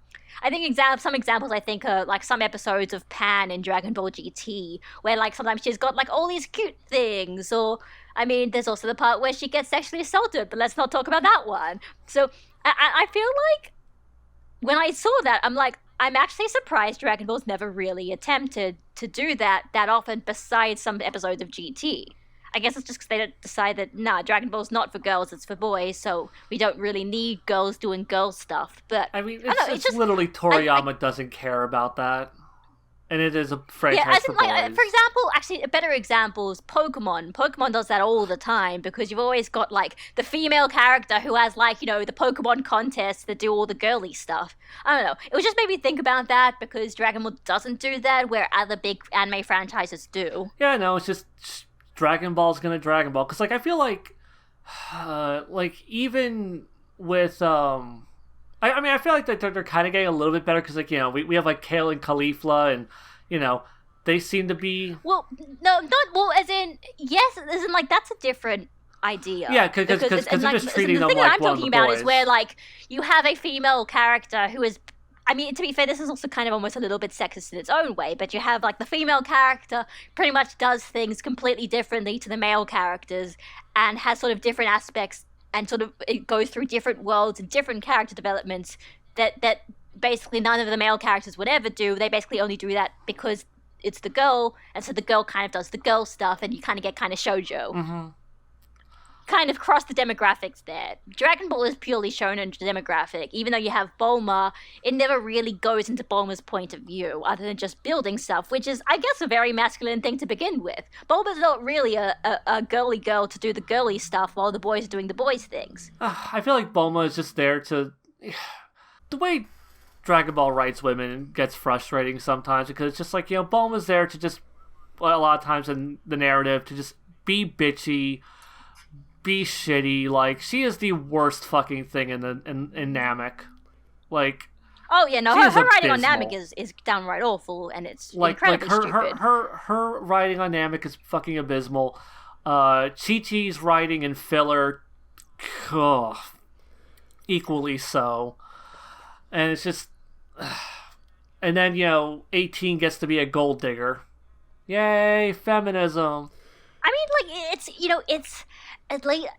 because the portrayal of women is a very difficult thing, because if it was like taking more of a Pokemon route, then it is that issue where you just think, you're just kind of stereotyping the female audience, where it's just like you just think, oh, girls like girly stuff, girls couldn't watch our show unless it has somebody wearing pink, or somebody who's like taking care of a cute animal or something like that. Although actually, now that I'm thinking about it, I guess that role is really more given to Gohan. He's the one who looks after the cute animals and gets to do that kind of stuff. Gohan is a female character. Changed my mind. There you go. Yeah. Is Lance still here? No, as long as we're talking about women's role in Dragon Ball, I think we've kind of been dancing around this, but I mean, what about that lovingly drawn shot of her boobs as they push a cotton ball into them? That's true. That is true, but that is the Dragon Ball male tropes. gaze. Women also exist to have sexual assault jokes because it's funny, because it's because I it's the guess. closest spot to your heart. There's a legitimate reason we're doing this, It's and also you because don't also because understand. the She cotton has ball, to be half naked. She breathes through her skin. and also because the cotton ball does a lot of good going through your shirt. God, what was it like? That friggin' scene where she yells at him for like poking her in the boobs with the cotton ball, and he gets that bullshit explanation, and then you see that look at her face like, oh, that makes perfect sense. It's like, no, like she should still be angry. What the hell? Well, yeah, so we have gone all over the place with this movie. We have not talked about it in chronological order whatsoever. But whatever. But I mean, the movie is weird because it's not really like there is. I guess there's technically a 3-act structure with a very short third act. Yeah, and I guess you could say there actually is a 3-act structure because there's a 3-act structure of them getting to the castle, then they're in the castle, then the third act is basically up to the point where they cut Goku's tail off, pretty much. Oh, also, so this movie does do one thing that the first movie does, which is it has to hyper condense certain plot points. So then you have the Goku oh my god, my tail's gone. Whatever. Oh, okay, fill me in. Okay, cool. And then he shows up wearing Oolong's pants and is ready to continue the fight. And it's just it moves so briskly past all that. If you didn't know that it came from Oolong, and if you didn't know that it came from Oolong, you'd just be like, wait, where did Goku get those clothes from? Yeah, I think I was half expecting them to be like, is he going to just go through the rest of the thing naked, or is Krillin going to give him his clothes as kind of like a throwback to the 21st Tenkaichi Budokai? But I guess they do the Oolong route. Yeah, I mean, it eventually shows Oolong without his pants. Yeah, because I remember, once again, I saw this movie before I saw the 21st Tenkaichi Budokai arc. So when I saw that, I'm like, where did he get the suspender pants from? And then, at the end of it, where I saw him in his boxers, I'm like, oh, that's where he got the pants from. That's, that's pretty cool. That's a nice little detail. And then I found out afterwards it came from the Pilaf arc. I mean, that is the weirdest part. Oh, I completely forgot about the one other great piece of women roles in this movie. Uzoru Goku has to be stopped because he's gonna eat lunch. Oh yeah, no. yeah, no, she. Well, really, she's just used in place of Bluma, since Bluma's being captured somewhere else. Yes, because but with the issue being that Yamcha has no connection to lunch, he's never Nobody's met ever her met until her. today. Yeah. I don't think they've ever even shared a single word of dialogue. In fact, I don't think that Good Lunch even talks until the end of the movie. So Yeah, like Lunch's use in this film is just. It's terrible. It's like one of the things. why didn't they just I just want to see her actually help by shooting people. It That would have would've been so great, like cool. maybe if she had like some badass moment where she was just like fucking up a bunch of demons, like from dusk I till know, dawn right? style, and then sneezed mid combat, and then she was useless, and then that led to a joke. I'd say the whole Ozaru thing is the biggest misstep of the film. Where it almost feels like because everything else in this movie is unique in that it's not condensing something; it's actually taking a plot point and expanding it.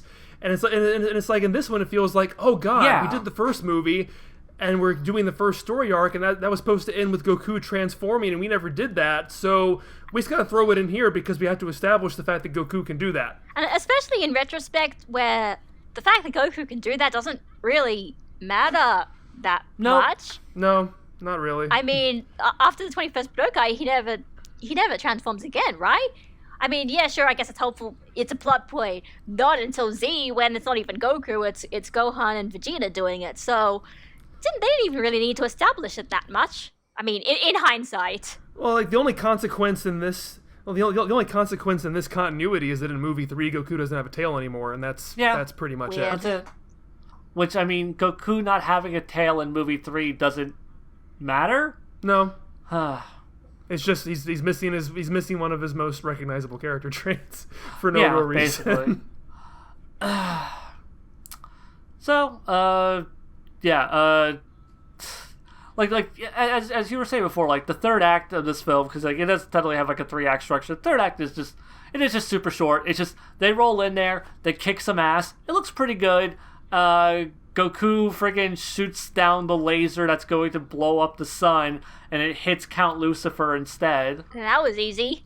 Like that's just, it's just like, it is quite a bit of an anticlimactic final battle because, I mean, first of all, what could Lucifer do? Shoot red balls of energy, I guess that's Yeah. about it. It's about all he does, really.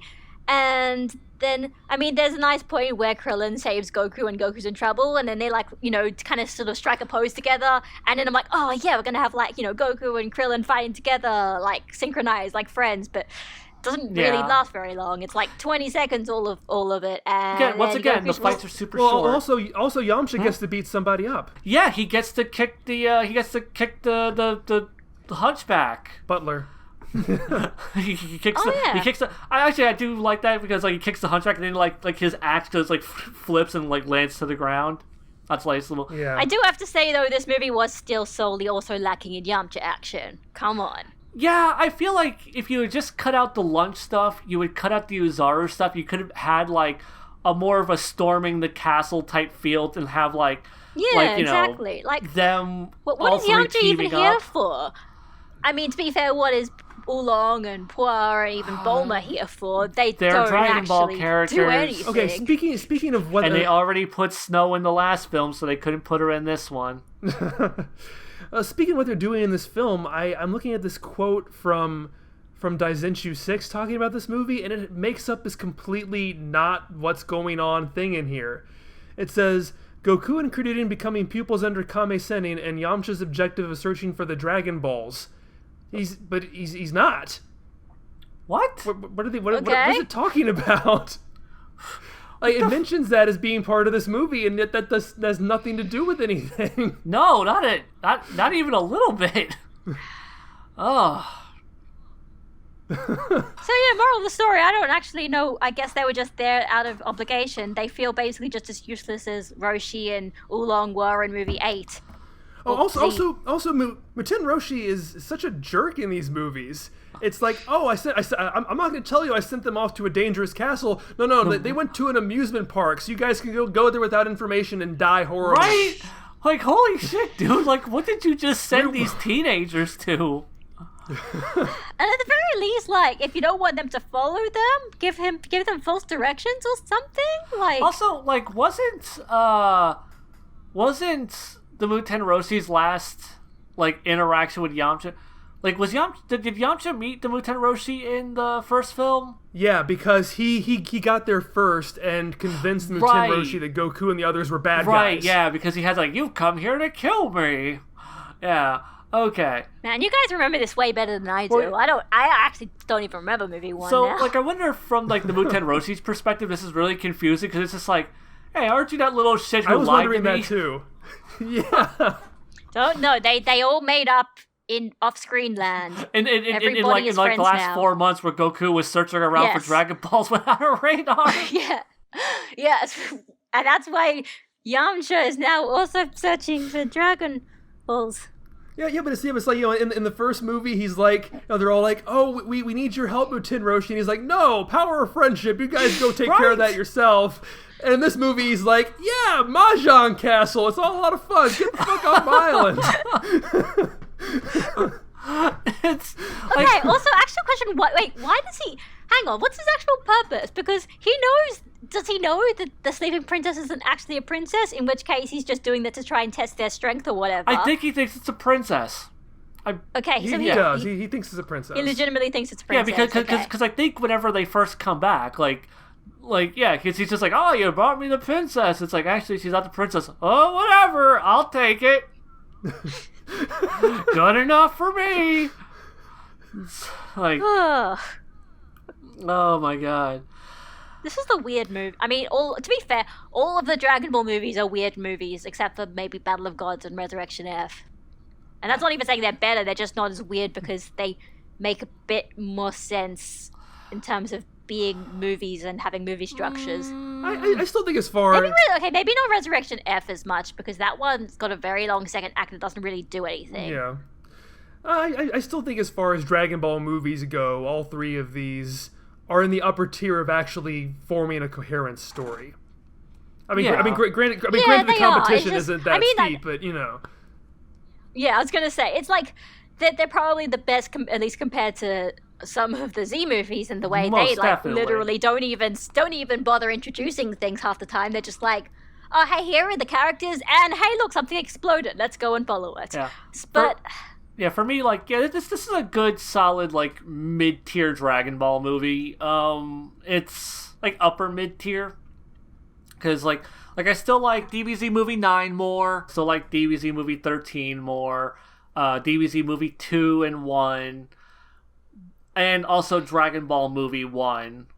But this isn't that far below all Wait, that. you like Dragon Ball Movie 1 better than this? I mean, I'm sorry, Dragon Ball Z Movie 1. Okay. No, I don't like Dragon Ball Movie 1. Dragon Ball Movie 1 is... Yeah, no, this movie is leagues better than... Yeah, because I was going to say, like... yeah, because it's DBZ Movie 13, then DBZ Movie 9, then DBZ Movie 2, DBZ Movie 1, DB Movie 3, and I think this one's after that. But yeah.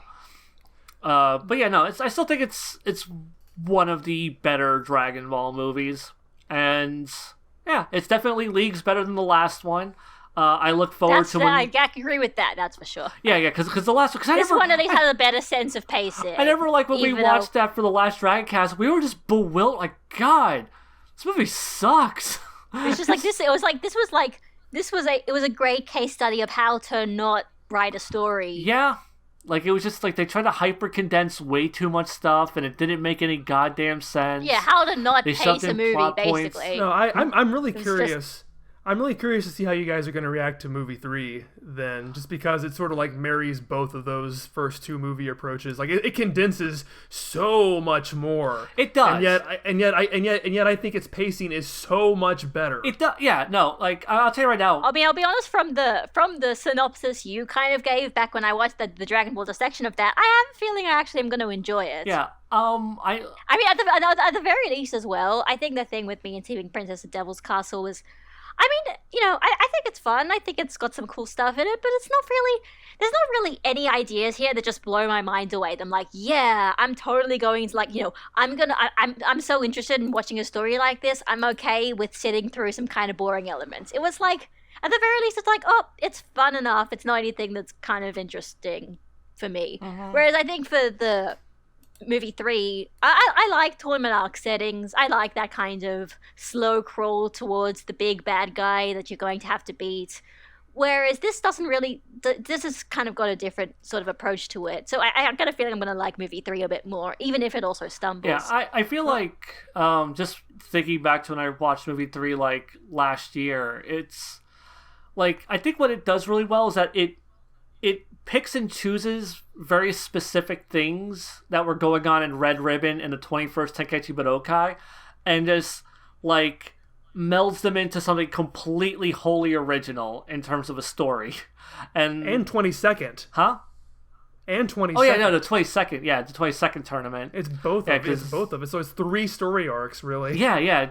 It just melds so much stuff, and you're like when you hear that, it's like, it sounds like that movie should just be a complete train wreck, but it just, it works really, really well, and I'm really looking forward to when we eventually get to it. I don't know. God, we have so much more Dragon Cast to do. We're probably going to be like way deep into the Piccolo stuff, before we get to the next movie. Yeah, I guess because if it was an extra big gap, that means it's an extra big gap as well until we get to the next Dragon Ball movie. But yeah, no, like, I think with this movie, I think I was either going to love it or hate it, and I think at the end of the day, I was just like, oh, it's decent enough. I wish there was more, but I wish there was more for basically every Dragon Ball movie that actually exists. I mean, that's fair. So, are we done talking about the movie? Should we go on the comments? Well, I haven't told my final thoughts yet. Oh, yes. Well, you have a Dragon Ball dissection. Everyone can go watch that. Whatever. Well, why am I even here? No, why'd you even invite me here? We're using your name. Why am I so peeking that way my we can get microphone? more views clearly. We're riding your coattails. No, I still maintain this is probably because I as I said to you guys before we started recording, I don't think I'd seen this since I did my Dragon Ball dissection, because Dragon Ball dissection keeps me so busy I don't have time to watch Dragon Ball for fun anymore. So this is the first time I'd actually gotten to watch this in years, and I still just loved every minute of it. I could watch it all the time, honestly, and I'm pretty sure I've gotten at least 2 people into Dragon Ball as a whole through this movie as a jumping off point. And the characters are really fairly solidly defined, and it's just funny as hell. Yeah, it's I love this movie. Awesome, cool. And I'm glad that just all of like all this new Dragon Ball that's becoming has its soured you on the things that you used to love, and you don't go back to it with just like a bitter hatred. Not yet. Yeah, yeah.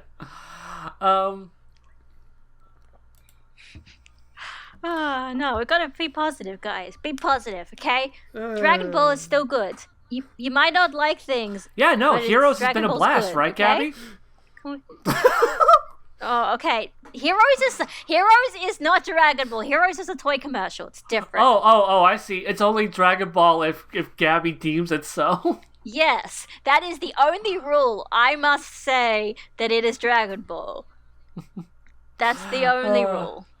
So normally, like, I know last time we said that we were only going to be doing, like, instead of going 2 weeks back like we used to, or 2 videos back or podcasts back for reading comments, like, I wanted to go back 2 videos for this one, to the last one that I uploaded, because I got a comment right after we had recorded our last podcast. We didn't get to incorporate this.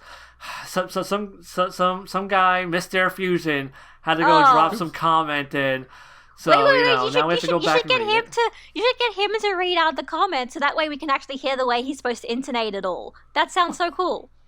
I mean, or I could just do like a really douchey sounding voice and make fun of him. But I guess that works too. We can do half and half. I can read the first half, and then you can do your douchey thing for the second half.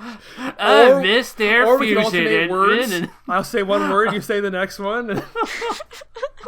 But yeah, very specifically, because God, you wrote a bunch of them here. Oh yeah, no. that's right. I guess I did, didn't I? I forgot. You wrote I was doing one of those terrible things that I hate when I see it, is like just Well, because they're so long. I'm sorry. These things are longer than the most YouTube videos. Oh yeah, I don't blame you. Videos. So I was just like, I was commenting things. Crap! Now I'm feeling sorry because like that's what I would do for your Dragon Ball dissection things. I would just keep commenting as I watch the video, and I would just end up having like 5 paragraphs of different points. Well, I should clarify. I only hate it when people will like say something that I answer like 2 minutes in the future. Like, well, don't start bitching at me now because it's the answer's right there. Stop it. But yeah, it was just like I'll think of something and make a comment, and like 30 minutes later I'll like, oh, I want to talk about this too, and I haven't, or like I'm pretty sure on this one, on that last episode, I watched it over the course of about 2 or 3 days.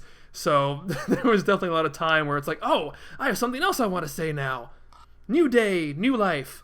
Let's say, like, do you like? Do you just like listen to these at home while you're doing other stuff, or?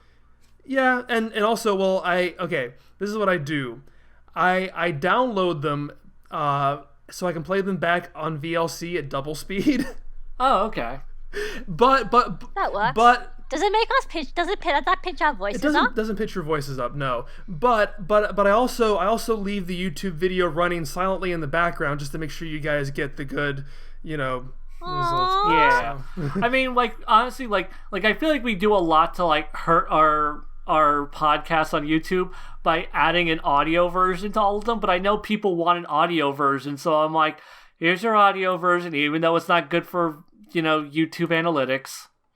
Because, I want people to be able to enjoy these. Aww. But yeah, so first off, Lance sides with me on the waterfall cabinet, just saying. That's one of the things you brought up. Gabby, you just have no sense of fun and whimsy or magic. I'm sorry. I thought we talked about that last podcast. Yeah, but this is the actual comment that like I was referring to tweets last time, and now it's here. So now I get to like do it to you like in front of Lance. Metaphorically in front of him. I love being embarrassed. And also, okay, so Lance said, finally, I'm really touched you guys think I'm so nice and polite. Because you are very nice and polite, Lance. Yes, you are. I certainly try to be, but I always worry I come across as douchey, especially compared to Gabby. Now, Xeon, I can certainly see as cynical and jaded, but despite all of your assertions to the contrary, I don't see it with Gabby. Do you not read her tweets? Yeah. Have you not just seen like the dead on the inside tweets she makes every time there's some shitty Dragon Ball merch or some horrible DLC or anything in this franchise that panders to Broly fans? I am cynical about modern Dragon Ball merchandising. That is the thing where I'm just like, oh my god, stop it. Stop. I'm not interested in any of this. Stop selling me you were cynical 500 million Broly movie. figures. I don't care. Stop selling like 5 different variations of Gogeta. Why are you promoting Super Saiyan 4 again? Super Saiyan 4 Vegeta was only there for like 2 episodes. Super Saiyan 4 Gogeta was only there for 1 episode and he didn't accomplish anything. Ah! Yeah, but he's all over the heroes stuff. Why does he have red hair? Because it looks cool, Gabby. Duh. God, if you had a sense of fun and whimsy, maybe you'd understand that.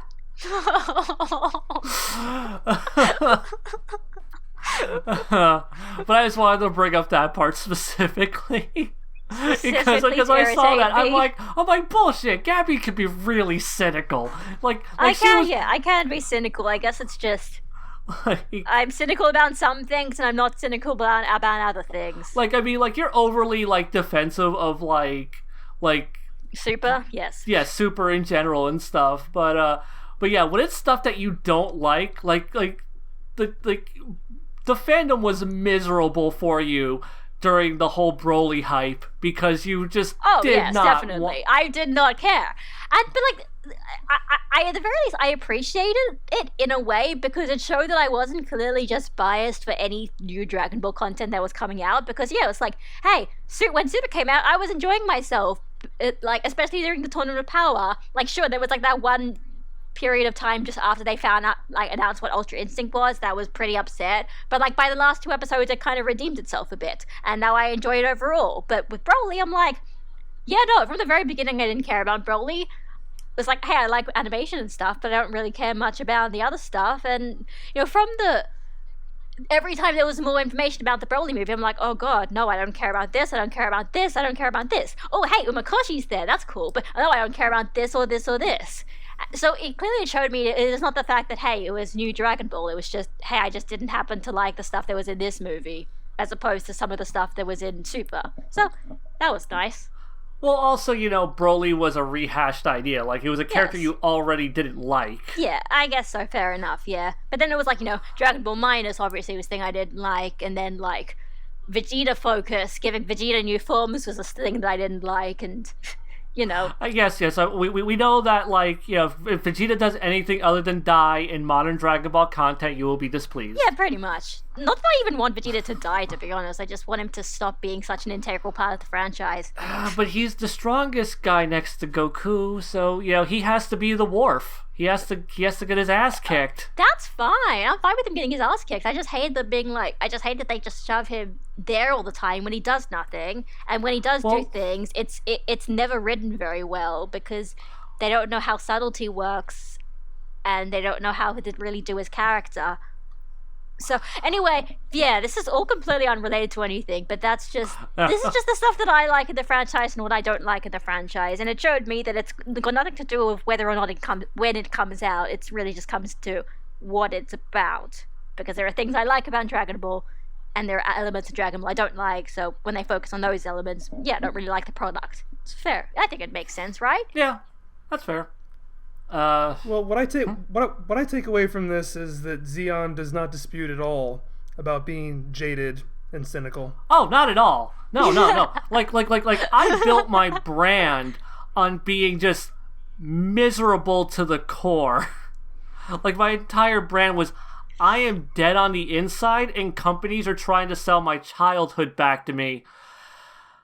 And I'm not gonna deal with that shit or respect it. We didn't start the fire. Like, I'm just so tired of it. Like, fucking Lion King remake and Aladdin remake and more Dragon Ball, and everything is a soulless husk, and now so am I. That's why you need to be me and just start... Actually, no, you do follow toy commercials. What am I talking about? You do follow that kind of stuff. Yeah, I don't keep up with like Precure or anything, but yeah, no, I do watch...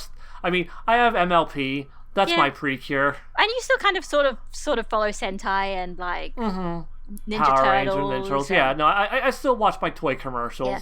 Anyway, this is all kind of completely unrelated. We are all cynical. I've obviously become gradually more cynical as the years have come by, and I've become a fandom oldie, and Dragon Ball died because there's no new content for the foreseeable future, so we have nothing to talk about that's new, so we just have to talk about the old stuff. But also everyone hates each other. Like, it's so weird. Like, you guys, like this modern crop of Dragon Ball fans were like, there's no new Dragon Ball to talk about. I went like 15 years without new Dragon Ball to talk about. That was fine. I understand. I mean, maybe it's just because, like, when Dragon Ball was over, everyone sort of knew it was over. Now it's like this sort of, Dragon Ball's not over yet, but we're not telling you when it's starting again. So you're in both constant anticipation and also in constant disappointment because you're waiting for Super to be announced, Super 2, and you know it's going to be announced, but you don't know when it's going to be announced. So it's like this just constant emotional roller coaster where you just don't know when it's going to happen. And you're just like, oh, hey, it's another month gone by. They haven't said anything. What's like the what's the opposite of like anticipation? Dread. I'm in constant dread of more Dragon Ball being announced. Yep. Same here. I know. Look at me. That's the one. I'm the weird one who. I mean, it's weird because it's like I like the idea of new Dragon Ball content, and then it's like, oh no, this idea is bad. But then sometimes I'm like, oh wait, actually this idea was, whatever. I think I just single-handedly became a super fan because there was some cool stuff in the Tournament of Power, and that basically just won me over. Yeah, I noticed that like you will just latch on to like little things, and then like that seems to inform your like opinion of like the whole thing. Well, like it's just like, I mean, to be fair, Tournament of Power is basically like pretty much almost like half of the Super anyway. Right. And, like, nobody actually counts the movie retellings. That's the thing. They are part of it. They should count. They are a crime against God, and we should never forget its sins. Actually, you know what? I was thinking about this recently. There is one good thing I can say about the Resurrection F arc that I liked. I liked the idea that there was one point that when Whis puts Goku and Vegeta into like this random room inside inside his staff so they can trade there, because not only does it kind of give them like, hey, maybe this was where they figured out how to get Super Saiyan Blue, but it also gave a good reason as to why exactly Whis didn't get Bulma's message, because his staff was already occupied because he had Goku and Vegeta in it. That was like, oh hey, that's a plot point that actually makes sense, and now it's also making me wonder why the movie did have Whis wait so long to notice that Bulma was calling him. So because it's a bad movie. Yeah, basically. Anyway, should we go into comments on my video? Yes. Your video. Okay. So did you already pick out any particular I've ones? got a few. So Okay. one from Banana Tree 25 saying Gabby is basically like. I can explain it. Gabby and Dion being cool people to their fans and making all the stuff for free so we can have fun, responding to comments and stuff too. Fans respond with nice comments in return. Gabby, surprise Pikachu. Like the meme. Mm-hmm. So because it's just like, I'm just like, what? How are you all so nice to me? And he's basically being like, yeah, because you're giving us content and responding to comments. You know what? Doing all of that does not ensure anything from commenters, because I have learned that if you even have dissenting opinions with people, no matter how you frame it, no matter how much work you're putting into the content you're creating, people will find reasons to shit on you and be terrible. I find us incredibly. I think it's we have such a niche following. Like this podcast about Dragon Ball, just kind of touching on all of this stuff, going through the entire show. It's such a niche podcast, and you'd have to be a fan of mine, be a fan of yours, be a fan of Dragon Ball, and be a fan of a podcast and care enough to listen to people go through Dragon Ball in in the order of its release. For 2 hours. Yeah. Sometimes 2.5. Fun editing days. Yeah. Woo. The next to the comments just in all seriousness, you guys are great. Thanks a lot for this content. Although it's sometimes a bit long-winded, your interactions are fun to listen to. Don't exactly know how to narrow down the appeal. It's such a mystery sometimes. And then some people were telling me about how Dragon Ball Z Kai episode Abridged Kai 3 is coming out. I'm like, okay, great. Yeah. I saw a couple. Yeah. I saw a couple of comments where it's just are you gonna react? Yeah, I'm like, yes, guys, I know. Yes. You don't need to tell me that there's a Dragon Ball Z Abridged episode coming out. I know it's coming out. Okay, True Storm of DG says, well, I don't really know what the context of this exactly was, but there's a lot of nice comments here, but yeah. Well, Gabby, I'm looking forward to Xeon's comeuppance and what ensues. Xeon, Gabby, both of you, don't expect anything. You'll both enjoy your lives you'll both enjoy your lives more that way, especially your Dragon cast. Years ago, I realized the true futility of having expectations, so I decided to discard them. No expectation rules have never truly failed me once since. See, I like to go through expect the worst. That's where my cynicism comes from, because when something isn't a raging dumpster fire, I get to be surprised pleasantly. I don't know if this one's if this one's that relevant to what we were talking about, but it is a question. Head Shredder saying, what are your opinions on the anime adaptation of the Gohan Cell Beam struggle? How the anime everyone helps Gohan, and in the manga it's basically just Vegeta. I like both. I feel like the manga one is more poignant, because Vegeta's been just a complete self-serving dickbag who's made everything worse every step of the way. But really, I feel every character in that arc has made things worse in every conceivable way. It is his character moment. And the idea, because the other characters really aren't contributing anything. They're all blasting at him. Nothing's even happening. They might as well not be there. Also, the anime version of that beef struggle is an episode long. It's a miserable slog. Jesus. I'm glad the Kai version cut that down tremendously. Uh, Lance, do you have an opinion? About the cell beam struggle? yeah, anime Yeah. or manga.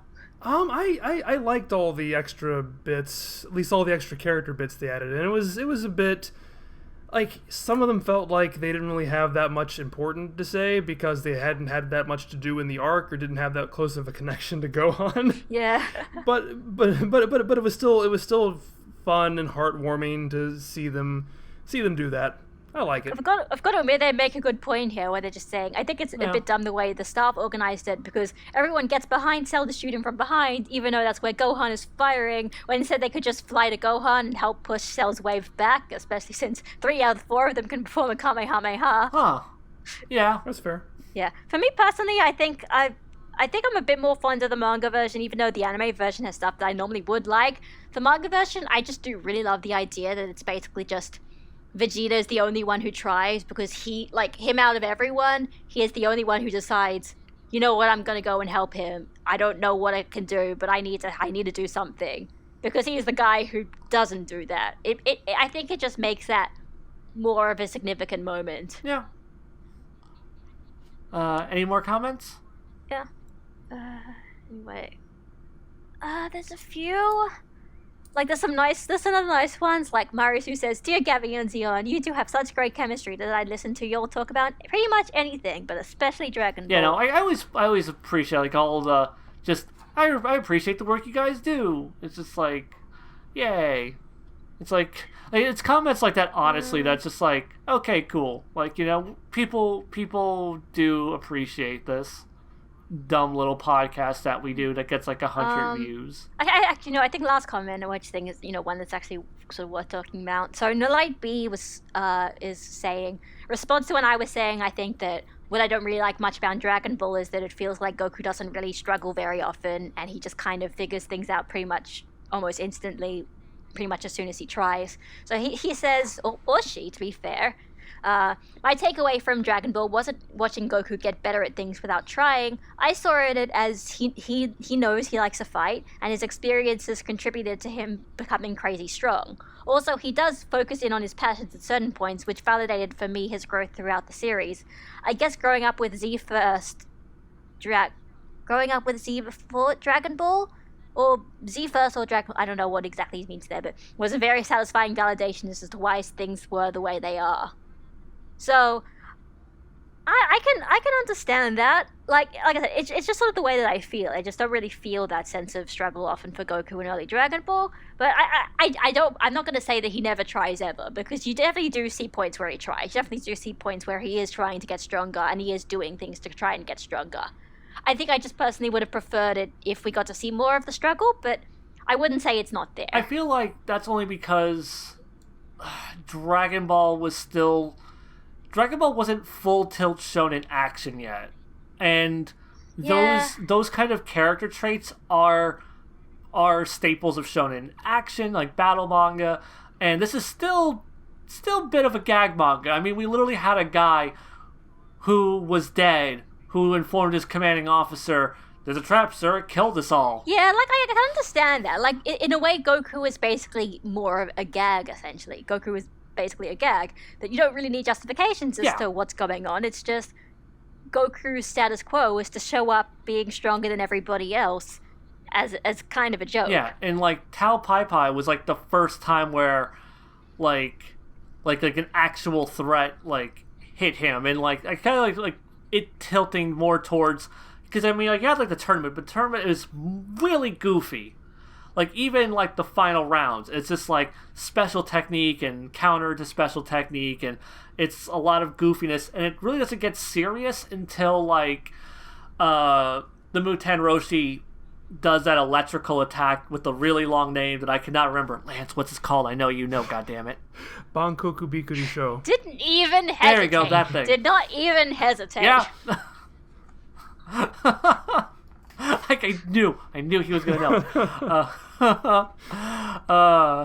But yeah, like there's that word, like, you know, that's like for like a small moment, like the tournament gets a little bit more serious, and then there's the finale, and then it just gets more back into slapstick, and like the Red Ribbon Army is like, presented as fairly straightforward and serious, but then they're just getting raffle stamped by a child. So it's just like these serious villains shoved into a gag manga dealing with a gag character. It's kind of like the equivalent of dropping Arale in Dragon Ball. It's just, which I mean, this arc also does. Yeah, so I guess it's really almost sort of a point of the genre. I guess you could say I guess I like the more general battle shonen stuff more than the hey, let's do it because it's funny, I guess, sort of stuff, which I guess would explain why I do like stuff like Z more, and perhaps even why you guys are a bit more fond of Sleeping Princess and Devil's Castle than I was, because although it does have some sort of more kind of shonen action-y fare, it's also lots of kind of gaggish stuff. It's a lot of stuff where, we're going to build all of this just because there'll be a joke at the end and it'll make the joke more funny, as opposed to we're going to build all this stuff up because it looks satisfying because you're following the characters and you get satisfied when you see them achieve things. Pretty much. Is there any more comments? That's pretty much, I think, all the only ones I was... The rest of them are just compliments and people asking me when I'm reacting to TFS. So, yeah. Okay. So, yeah, I guess that wraps up everything. Lance, it was really awesome having you. Lance, thank you. It was so much fun to do this. Thank you for having me on the show. This is a dream come true. Yeah. Aww, I mean, I know you're not serious, but still, that's nice. No, I'm really happy to be on this show. I told you, it's one of the only Dragon Ball things I watch on YouTube. Oh, man, it's a good thing, doesn't listen to this, or else he might get jealous. I said one of the only things. Besides, he get jealous anyway because he wanted to be a guest on the podcast as well. Right, but he's always known that he's next. That Lance was always going to be this movie. Spoiler alert! You're going to spoil the audience if we're going to have the next guest who it's going to be. Oh, oops. Well, good thing this isn't live. Aha! I can edit that out. Oh wait, if you do that, right, I'll just put like a censor bleep over that, and so they don't know what I said. Oh, that'd be really funny. Although it'll also be more editing whatever. for you, so it's up to you. But yeah, Lance, though, it's been a blast. How long was this? Oh, 2 hours. Yep, 2 hours. There is a Dragon Cast. I really thought, because I was thinking about this, I'm like, should I come up with a little bonus topic for us to talk about, like we did for the first movie? But I'm like, I feel like this movie might have a bit more to say about it. Plus, there'll be 3 of us, so I probably won't need to. Yeah, I was gonna say with three of us, we all have different talking points, so we've got this. It would take longer anyway. Yeah. And then it still ended up being 2 hours. Hey, at least it's not 2.5 now. That's what I'm thinking every time. At least it wasn't 2.5. Right? Yeah. No, that has become the standard Dragon Cast length now of just 2.5 hours every damn time, because there's just so much more to talk about. I imagine once we get to Piccolo, we're gonna have so much to say episode by episode, just because shit's gonna get wilder. Yeah. And stuff's gonna be happening, and geez, plot. Mm-hmm. Oh, jeez. But yes, Gabby, it's been fun. Lance, it's been an honor, even though you are our IRL friend, and we've hung out with you personally, and you've even been to my house. It is still such a pleasure and honor to have you. I enjoyed staying at your house. Thank you for letting me stay at your house. You're very welcome. Even though it's not your house anymore, actually. Yeah, no, I've moved since then. But yeah, till next time, guys. Xeon out. Bye. Bye. Welcome everyone to the Dragon Cast. Fuck, I'm gonna start that over because I didn't actually have a thing to say. I was just like, yeah, it's a Dragon Cast. Oh wait, no. What do I say? Words and shit. This is now gonna be tagged on to the end of this podcast for people to enjoy. Welcome everyone to the Dragcast. As usual, I am your host, Hail Xeon, with my lovely co-host, Miss Mozilla Vulpix. Gabby, say hello. Hello, Dragon Cast time. Woo! Woo! Yeah, we're back on a semi-regular schedule. Don't say that. You're gonna jinx it again. No, it's fine. All right. Anyhow, so I wanted to kick this off. We're doing one of the movies, Movie 2, Dragon Ball Movie 2. I know last time that we said we were gonna do like the show. Well, some things got rearranged. But fuck, I'm already fucking this up. I'm doing this in the wrong order. I'm doing this one more time. Okay. Welcome everyone to the Dragon Cast. I am your fuck. You're the best co-host. What is this? What is performance anxiety? This is bullshit. It's okay. It's happened. I mean, as YouTubers, we can all attest to the fact that it sometimes takes us several takes to get the right anything. Oh yeah, no. Like every time I do like a 20-minute video, there's like 45 minutes that people don't see on the internet. Is my majesty intimidating you? It is. Just it's radiating across all of like Florida, hitting the panhandle, and it's just making me really nervous. I mean, God, no. If you want to talk about performance anxiety with videos, God, when I had to do the first time when I did an interview with video with Kaiser, I was like freaking out. I think the only time I've ever had straight up performance anxiety, like, you know, for doing stuff like this, it was my goddamn panel at KamehaCon. Oh yeah, I remember. Oh yeah, and that was I mean, fair enough also because you didn't really have much. I was nervous as fuck. Oh man. So is this just all bonus features now? This would be great performance Yeah, right. features. This is all just gonna go at the end of this one now, and for anyone who stays at the very, very end, they get this extra little nugget. And if you got to enjoy this little extra nugget of this podcast, you know, comment below, so that way we know you're part of the Cool Kids Club. Well, I mean, now people are gonna see the comments, and they're gonna be like, okay, what's this Cool Kids Club? And then they're going to specifically go and search for it. Well, see, then they have to listen to the podcast, so we win regardless. Oh yeah, more money for us. I mean, what? Like, as if I get to monetize anything. Okay, let me try this one more time.